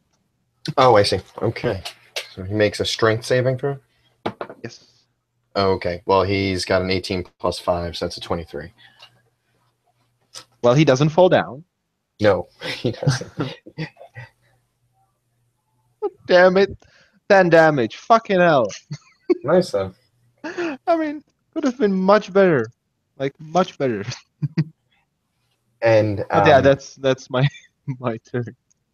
and one of your companions there on the wild goat, like on the massive goat, as it approaches the same Fomorian that you did, the rider kind of bounce and falls off, but the goat rides in and smashes into the Fomorian again, into the same spot you did, and the Fomorian kind of roars out, and you hear like you hear a sinking of blade on flesh, and you're kind of those weird frog looking goat eyes kind of look over to the side, and you see the one rider sink in his spear as he hits, but then he kind of falls off the goat behind it, and the goat rides in and hits the Fomorian as well, and the Fomorian stumbles down to one knee, but he reaches up still and grabs the other goat that's riding still with a rider, and grabs it by the horns as it's running and pulls it down, and like the goat goes like like nose first into the ground, and the rider goes flying past him, and the otherwise the Fomorians in the middle are kind of starting to kind of form up around Braden, Yorfrick, Leofrick. You can tell that at least one of the other spearmen has gone down, and they still have their 5 retainers, and they are kind of battling the main host at this point, as you guys are kind of just on their flanks, keeping these other Fomorians from circling around. Could I jump in here? Yes, this is where you can come straight in. You are basically directly in front of the chief brothers O'Brien, and you kind of have them off to your left and off to your right. Okay, so I'm going to go ahead and give the order for the men to set up a volley, and after the volley to fire at will, but to focus fire when they do, on both accounts, on the host that is currently towering over our brethren in the middle. So they're essentially going to try to soften that big host in the center that our chieftain is fighting. Since they're so big, I assume they can just fire right over our friends' heads. And I'm going to also try to assist by firing at the one that my chieftain is fighting, to try to, soften it up a bit, I guess. Nice. Okay, so all the archers fire, thunk, thunk, thunk, thunk, thunk, thunk. And you actually see at least one of the Fomorians drop, who have surrounded the chieftain. And then if you'd like to make your standard attack.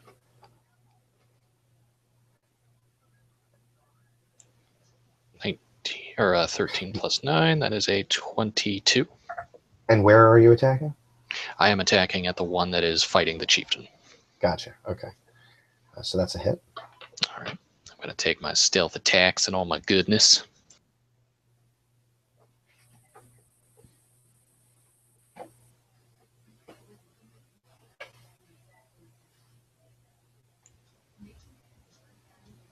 That is only 18 points of damage, but yeah, it's something. Okay. Nice.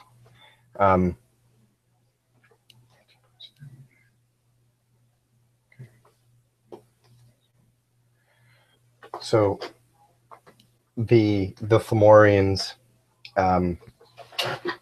start striking out, and they are swinging at the chieftain, and you see Yorfric get you watch him get grabbed by one of the Fomorians and pulled up, and then another Fomorian takes an axe and just brings it across him, and you watch his arm just get cleaved off as he's kind of thrown down into the water, and the water is just seeping red, and you can see this huge wave coming up, and Aisling, as you notice, is kind of walking across the beach, and her eyes are just kind of glowing white, and a wave just rises up out of nowhere and just starts pulling. Like, as it's rising, it's pulling at the feet,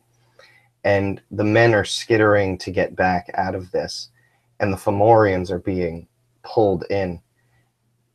And for a moment, you think that you might survive this. This could be your salvation.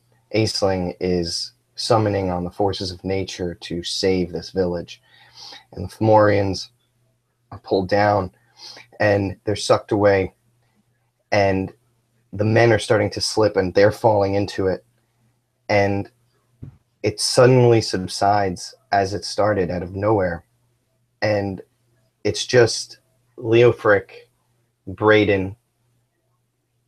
You have a few men still surrounding you, Eustace, and all is quiet until a hand shoots out of the water, and it is 10 times the size of the hands that you had seen before. And then another. And what pulls itself out of the deep harbor looks just like the Fomorians that you had been fighting, only of a huge size, just a huge proportion. And it does have the one eye of legend at the center. Hunter's mark on its eye, fire a shot into its eye, and direct all the archers to shoot that thing. Okay. Sorry, no questions asked, just absolute open fire. It's do or die at this point. Yeah, and we'll keep same initiative. So this will actually just start it. Okay. So you are going to Hunter's Mark, and this, I think everybody would notice. Well, not notice. So you would just all hear Aisling, her eyes kind of flickering back to normal. She would scream out, "It is Baylor!" And at least Aiden would be familiar with the lore of Baylor and his baleful eye. And so you fire at him. So give me that attack. Sure. And while I'm doing that, what's the lore? Baylor was the leader of the Fomorians, and as I said, that they were all believed to have a single eye, a single arm, and a single leg. That is obviously not true. However, in Baylor's case, the eye at least is. And his eye was said to drive a man to claw out his own eyes on the battlefield and weep, knowing that they could not defeat him. Yeah, well, fuck that. We're going to defeat him today. I did roll a 20, but what we're going to say is that that's a flat 20 and not a nat, because I don't want another crit. I'm done with crits. I forsake them. And so I shall roll damage.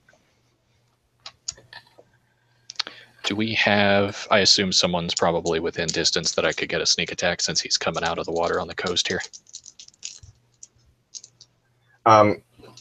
Yeah, well, he's like rising up over Braden and Leo Frick, who are left kind of on the beach, and he's kind of like he's pulled himself out by his hands, and you got to look at his eye, and he's basically just leaning forward for him, puts him over them. Okay, perfect. Because he is huge. I'm going to take my extra damage. I've already Hunter's marked him.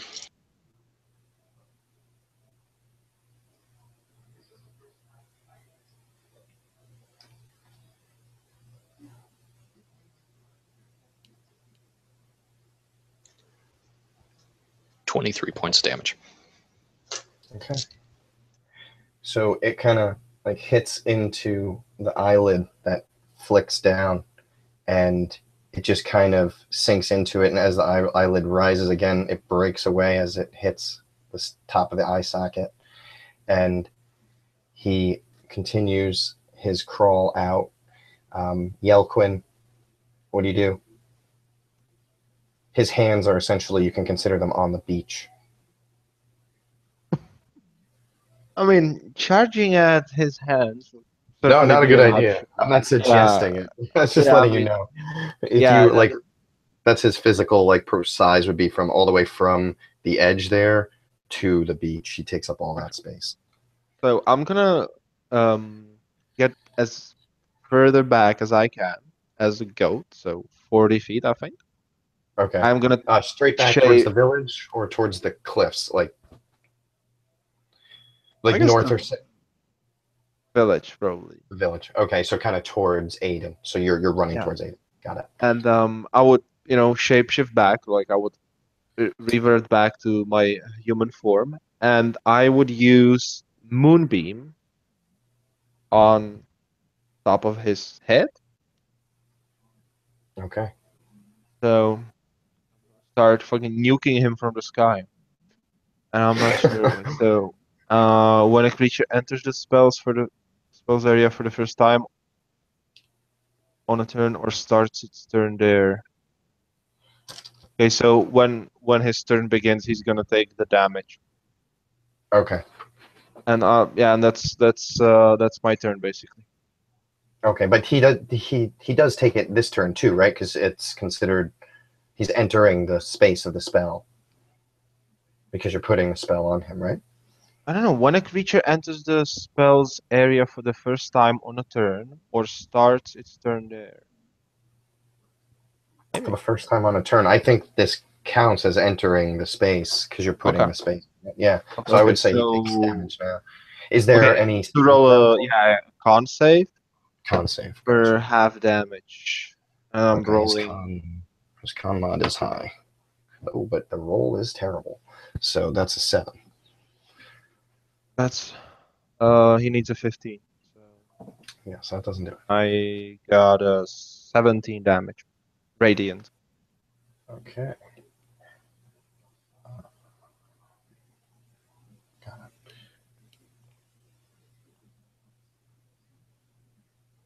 All right. Is that your turn? Yes. Yep. Okay. So he is going to reach out and grab Braden, and it's like a small toy as he rises fully out of the water, putting his foot and just thud, and now he's on the beach. And you could look at yourselves this way, Eustace. You are closest to him at this moment, though you're not right next to him because you were still where you were when you flanked. You moved last in this initiative order. Aiden and Yelquin, you are directly in front of him. You guys are approximately 45 feet in front of him. And he's on this beach, and Leo Frick is still on the ground skittering away, and Braden is in his hand like a small toy, and he just lifts him up, and he just squeezes slightly and just lets the debris slide away as he reaches back and grabs this massive great club and pulls it out and holds it, and it towers into the sky like the Statue of Liberty. And he just thuds it down on the ground in a declaration of war. And Eustace, that's going to bring you up for your. You are, like I said, quite close to him. All right. So, are there still Fomorians in the beach? No, they were all sucked in by the riptide. Everybody else was just on. It was a targeted strike, although some of the spearmen were still in the damage. But some of your men are still around you. I think I will. I don't think this is a job for infantrymen, so I will tell the men to form up, to gather themselves, and to pick the wounded and try to get them as far away from the beach as possible. And I will cover the retreat by advancing towards what did you call this guy again? Baylor, Balor. Baylor. All right. He's 45 feet away from me, you said. Yes. Well, I'm sorry. He's 45 feet away from them. You're actually closer to him. You're about 20 feet away from him to his left. All right. I really, really want to draw his attention so that he doesn't keep on causing mayhem. So I'm going to charge at him to provoke him. Okay. Go ahead and do that. Give us the charge attack roll. That'll be a 14. That just hits him. All right. So that makes a total of 12 points of damage. Points of damage. Okay. So yeah, describe that. Yeah, this is very brave. Very brave. Right. So how tall is he? He's huge. So shoot, I believe huge is large is like 16. Huge is 15 feet of space on the grid. A fire giant is huge. A treant is huge, for some examples of things that are about that big. So I would say about 30 feet tall. If a treant is an example. Right. So as I charge, as I make contact with my pike, I will belittle him a little, or at least try. I'll shout, "Have at you, you ugly bastard! Why don't you test yourself against me, eh?" And I think that'll be my turn. Nice. Very nice. Okay, so that brings the top of the initiative up. So Aiden, you are amongst the huts. You're about 45 feet directly in front of it. You can see it towering over the buildings, and you hear Eustace shouting from the beach as he attacks. Okay. I go ahead and direct the archers to cover the retreat of the men by firing over the houses and everything into this monster, basically. And then Aiden does something he doesn't normally do. He doesn't normally believe it's necessary. He has always found that the gods are sort of, if they're going to help, they're going to help, and if not, they're not, right? But he has a very particular worship of a god that's normally made it unnecessary for him to pray, but he actually does now. So as he knocks his next arrow, he kind of goes into himself and he just says, Fiddish, goddess of the hunt, I've never asked you for much, and I've always made certain that I've honored you with my practices. For now, consider this my one and only favor in this life. Make me your wolf. Let me hunt this prey of the sea and drive it back. Protect your hunters, protect your people. Please, if ever you were to answer the call, let it be now, and send us the strength of the wilds. And I knock the arrow and I fire. Nice. And surprisingly, I don't fuck up the roll, at least. I rolled a 19 on the attack. A 19 hits. All right. And he's got all the good damage, so let's roll me some sexy dice.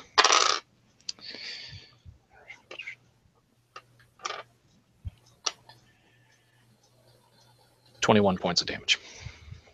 Okay. Very nice. Nice description.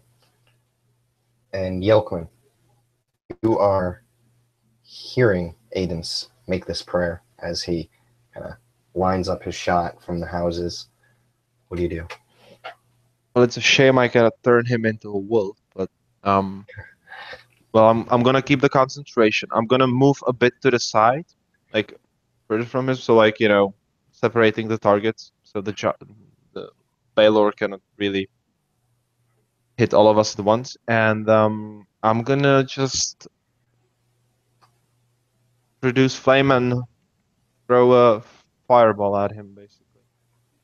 Okay. Give me that attack. 18 to hit. Nice hit. Okay.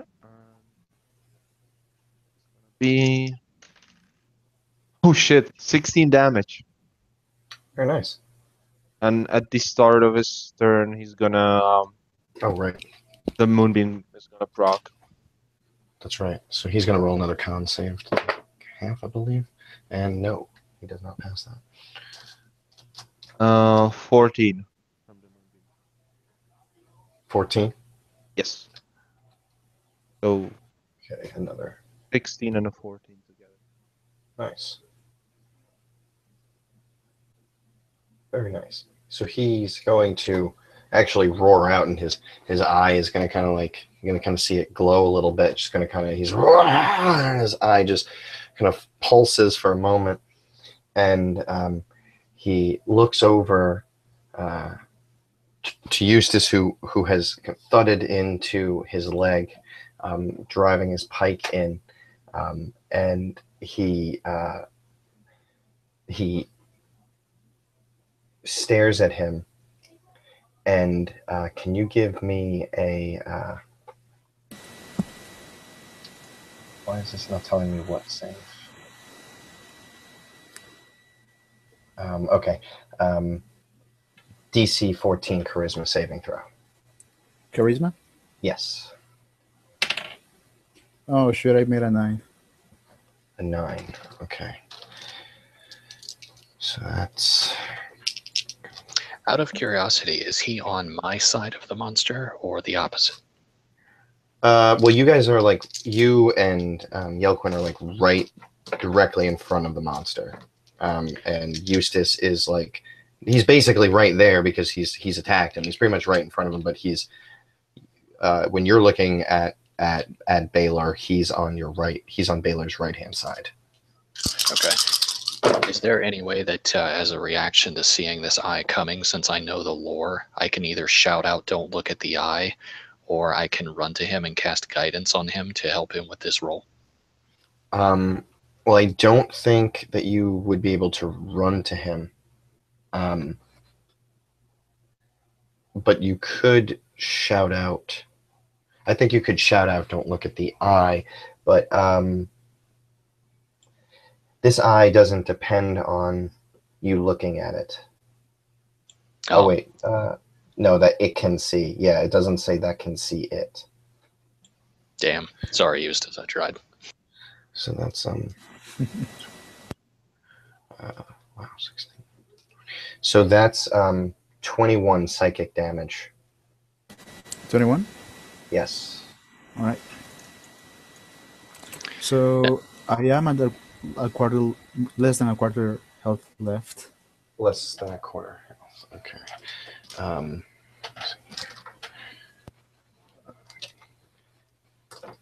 Give me a roll on a 12-sided dice. All right. I rolled a 2. Oh, that's actually good, I think, in this case. So that is going to be. Sorry. I should have been ready for that one, actually.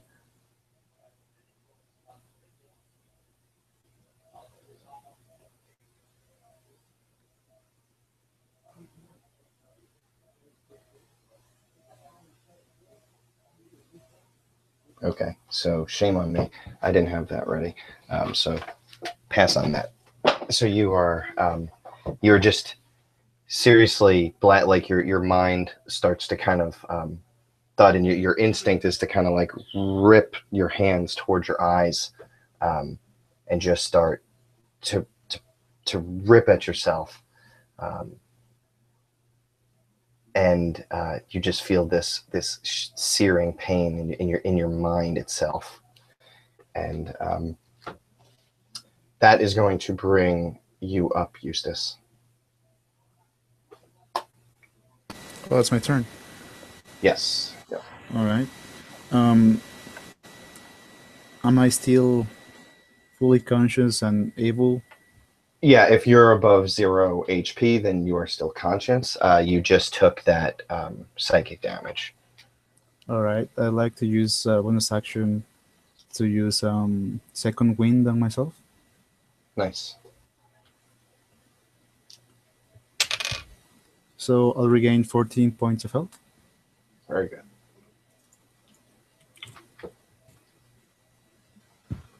And I'm still thinking I should buy some time for these people to come up with something. I'm starting to think I might not make it, but if I can at least buy some time, I guess that'll be fine. So I'll go ahead and make 2 attacks against this thing again. Cool. So I rolled a 9 and a 21. Okay, so the 9 misses, but the 21 hits. Right. For 8 points of damage. 8 points of damage. Okay. So he is actually at the bloodied status. So tell us what that looks like with your spike. Where do you land that? He's not down or anything like that, but he's at about half health, so he's going to be like shearing out in pain. He's going to take in some abuse at this point. Well, I'm trying to slow it down as much as I can, so I figure maybe if I manage to do his kneecap in, maybe I'll do something. So I'll just try to go and stab right in the knee, between the rotula and the rest of the muscle. Awesome. So you all see this. You all hear the painful shriek of this creature as it kind of like pulls its leg back from this wound. And Aiden, you're up. Okay, so I guess my prayer probably didn't go through. I think I feel a little alone in this battle right now and a little bit betrayed. But I'm going to ask you, because I know we had talked about the goddess a little bit and that there's some free form options here. I would actually, if it doesn't break your setting or anything, I'd like to forego my attack. I'd like to tell the men to continue shooting the eyeball. Now, while this has been happening, have all these D8s from these longbows been doing anything to this guy, or? Yes, I mean he's an HP monster. Oh, that's fine. Sure. I just want to make certain it looks like they're actually. These arrows are sinking. I mean, the first one was low damage, so it got brushed away, but the rest have been thunking in, and he's been taking damage. Okay, from all my archers. Yes. Perfect. Okay, so at least they are hitting it. I'm actually some of them. I mean, they're not the best shots, but the ones that are hitting are doing damage. Okay, I'm actually going to go ahead and take a knee because at this point we really need some artillery. So I take a knee and I take an arrow out. I draw a very quick circle in the dirt with my finger and I snap the arrow over my knee and I set them down inside the circle. A broken arrow is actually the symbol of my goddess. And so I've just built a very makeshift shrine to her and I repeat the prayer for help.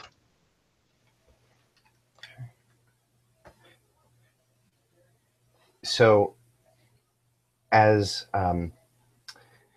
so as Aiden prays next to you, Yelquin, you hear the cry that you had heard earlier of the red-tailed hawk, and you can hear it screaming as it comes up closer and closer, and it suddenly flies over your head, and you see it dive into the eye of Baelor, shrieking as it does with its claws out. Aiden, you can take respite knowing that your goddess is in support of you. But the Two-A-Day have been away from the mortal plane for a reason. She has sent her avatar, the red-tailed hawk, her symbol on the mortal plane. And have that. Roll me your Aiden. Roll me your regular. Shoot, I don't know how to do the damage on this one. Give me your regular attack. And then let me add the goddess's celestial, well, nature damage to it. I'm fine with that because I just maxed out the die. How does 12 look? Nice. And there's also an extra 5 nature damage done to this eye, so it's 17. Done by So you this and Flip. this does not include Hunter's Mark or Stealth sneak attack. Oh no, I'm sorry. I was saying give me like your regular, like your full regular attack. Okay, so just the bow damage and my Yeah. dex. Okay, so yeah, it would be 12 then. Okay. Yeah, I don't know how to do Flittish's attack because that's not built in. But there's a reason why all the 2-a-day aren't just helping you. That's actually part of the problem here. But Yelquin, you would see this and perhaps have a little bit of a reaction. You thought you were the only druid in this party. And and also it's your turn. Oh my! This town is full of druids. Well, let me keep. I'm just gonna. Yeah, I'm gonna keep producing flames and moonbeaming. It works, so why change it? Why change it, right? Well, it doesn't. Okay. I'm gonna use inspiration. Okay. Nice. Oh yeah, this will work. 23. That does work. And he And fails his con save again, by the way. nice. Okay, so roll all of that once.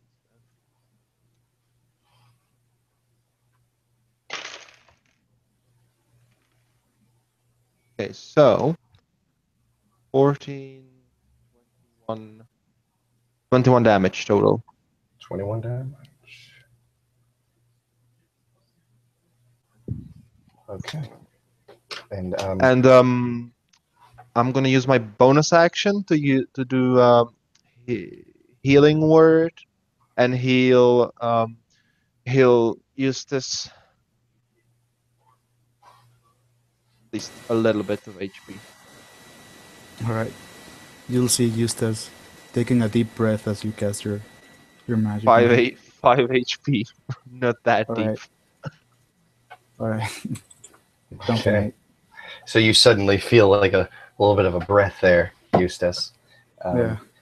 And Baylor, all right, he's going to take his multi-attack, and he's going to look over towards you, Yelquin, and give me a DC 14 Charisma saving throw. Isn't he blinded or something? Oh shit! Actually, I should have added that effect. Yeah, I guess I'm gonna have to give him blind for the hawk. Sorry, that hawk was a curveball. Sorry, man. I totally messed up your game. So do I roll or not? No. He really can't use the eye. He's gonna have to use his multi-attack for 2 physical attacks with the Great Club. Okay. So he's gonna use that instead. So he obviously has reach, but he's away from you. So okay, so he's going to use the first one on Eustace, and he's going to bring his Great Club down. This is going to be an attack for. It's a low roll, but it's a high add. So it's a 5 plus 9, so that's a 14. It doesn't hit. It does not hit. And then he's going to bring it back up again and crash it down. Not trying to kill you, but he'd have to move to hit them, and he doesn't want to take an opportunity attack. So that's going to be a 9 plus 9 again. So that one's an 18. Does he get disadvantage for being blind? No, because you're breaking my game. Sorry. I'm just kidding. Turns out he has another eye. Somewhere. Well, no. Well, actually, um, damn. Now you actually kind of ruined it. I don't know if I can say this now, but he actually does have two regular eyes as well. That was the picture from Facebook, if you recall. There's the two lower eyes and his large eye. He can't cast his evil eye on you right now, but he can still see. Okay, gotcha. I'm actually not making that up, though it does sound Yeah, like sure. that. Yeah, I'm not. Yeah, okay. I don't want to hear about it all my 20s. Okay. Fair. But yeah, okay, so that does hit. So that's 3d8.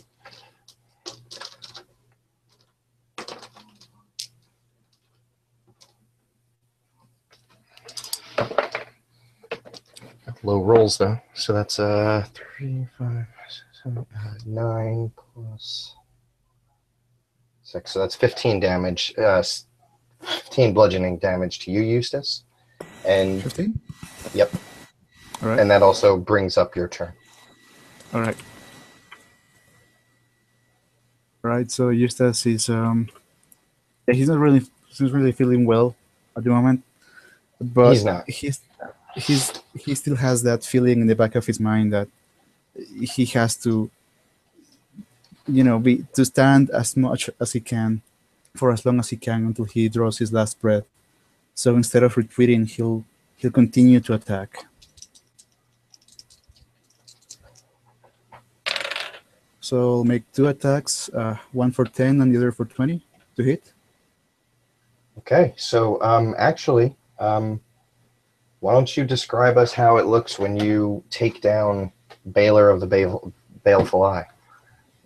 All right. So, with the last of my strength, kind of doing a desperate move at this point, I'll just thrust my pike into his belly and lodge it in there. And then I'll pull myself into the spike until I climb it and stand upon it. And then I will try to reach for his eyes with my hands. And I will pull them out as I let myself fall with his eyes in my hands, and I hit the sand back first. Nice. So, as you guys see him do this, as Eustace does this, you see Baylor just fall backwards. His hands come up, the club goes out, his head rocks back, and he drops as Eustace drops. He dead, Eustace with honor. And Eustace, you look out and you can see the archers still whole, looking out, and you see the men that you had sent back dragging a few spearmen, and they are even dragging Leofric, Yorfric's son, to safety. He's injured but not killed. And Aisling, you see collapsed on the beach, and Yelquin standing on the shores, ready to launch another attack, and I don't know, perhaps impressed with what he just saw. So go ahead, guys, take it away.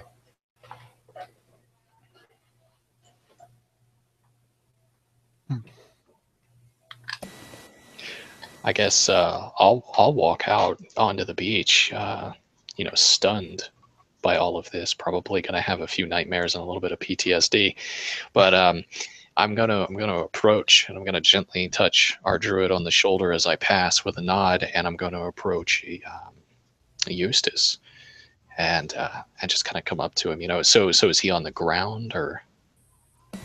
Yeah, he's laying on the ground with the eyes on his hands. He's perplexed. He's not sure if the thing is still alive. He just knew he fell, and he doesn't know anything. Okay, I'll approach, kind of with an arrow knocked and looking at the beast, and then back to you, and approach up to your side and use one of my arms to maybe help you up under your arm. Well, yeah, Master Eustace, that was quite a display.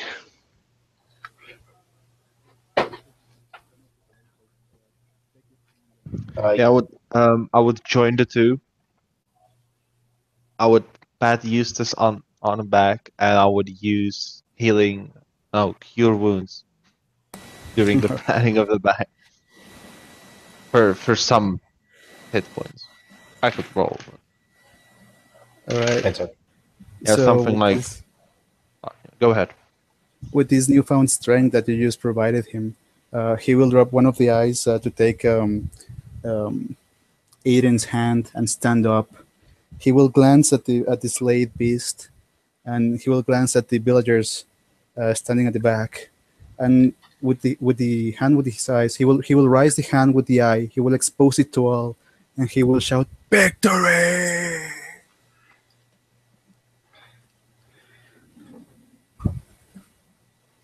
Awesome. and I think we would fade out, and Gilgini survives, weakened perhaps from an attack by the Fomorians, but not defeated. And yeah, so that was Bresia, the baleful Beltaine. Yeah, so we could just chat for a few minutes. We were going to end in like 9 minutes, so we did that kind of perfectly in time. That was an epically Awesome. heroic end. So yeah, you guys have fun? Yeah. Of course. I think my dice betrayed me a little, but it was still fun. Yeah. And also, Yelgan would maybe at the end turn into a giant owl and fly away. That's basically it. Oh, that's excellent. She just travels on. Bye. I have another village to help save. This is what I do. Yeah, it's like going around So, the coast fighting giants. And Aiden, I think your position in the clan might improve significantly, both by process of elimination and also just by bravery. Yeah. Yeah, I hope so. Maybe I'll finally get a house in town. I think so. I think you could take Braden's or Yorfrick's. Well, Yorfrick's might go to Leofrick, but you could take Braden's. Yeah, yeah. I don't know if I'll become clan chieftain or anything, but I'll definitely feel a lot better about walking around town now. Mm-hmm. That was cool. That was I haven't been to this specific area of this subsetting, so I was excited to go here on the coast. And the Fomorians I think are cool. I thought in the book they were a little too powerful. Like the CR8 at the end was what the regular Fomorians are in the book. All of them. I was like, wow, okay, I can't run a campaign like that unless I have like level like 8 or so PCs. But I thought this was good skill wise, and I like that first fight. The ambush was fun. Mm-hmm. Yeah, I've never really played a ranger before, so I essentially played as much of a skirmisher and tactician as possible. And thankfully, the dice allowed me to do that. I mean, you know, obviously those nat 20s were pretty helpful. Yeah, they don't hurt. This dice is coming with me to my in-person D&D game. I think that'd be a good idea. Yeah, it's getting its own special box and everything. I've got a plastic container over here. We're going to keep it in separate from all my other dice so it doesn't get poisoned. And nobody's allowed to touch it. No one's allowed to use it. Very Okay, guys, superstitious. I'm just gonna end the broadcast real quick, and then we can chat though.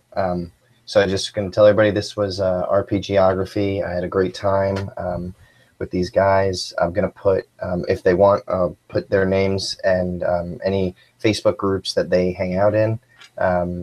If everybody can get into more games, the better. These guys were great to have in mind, so I would play with them anytime.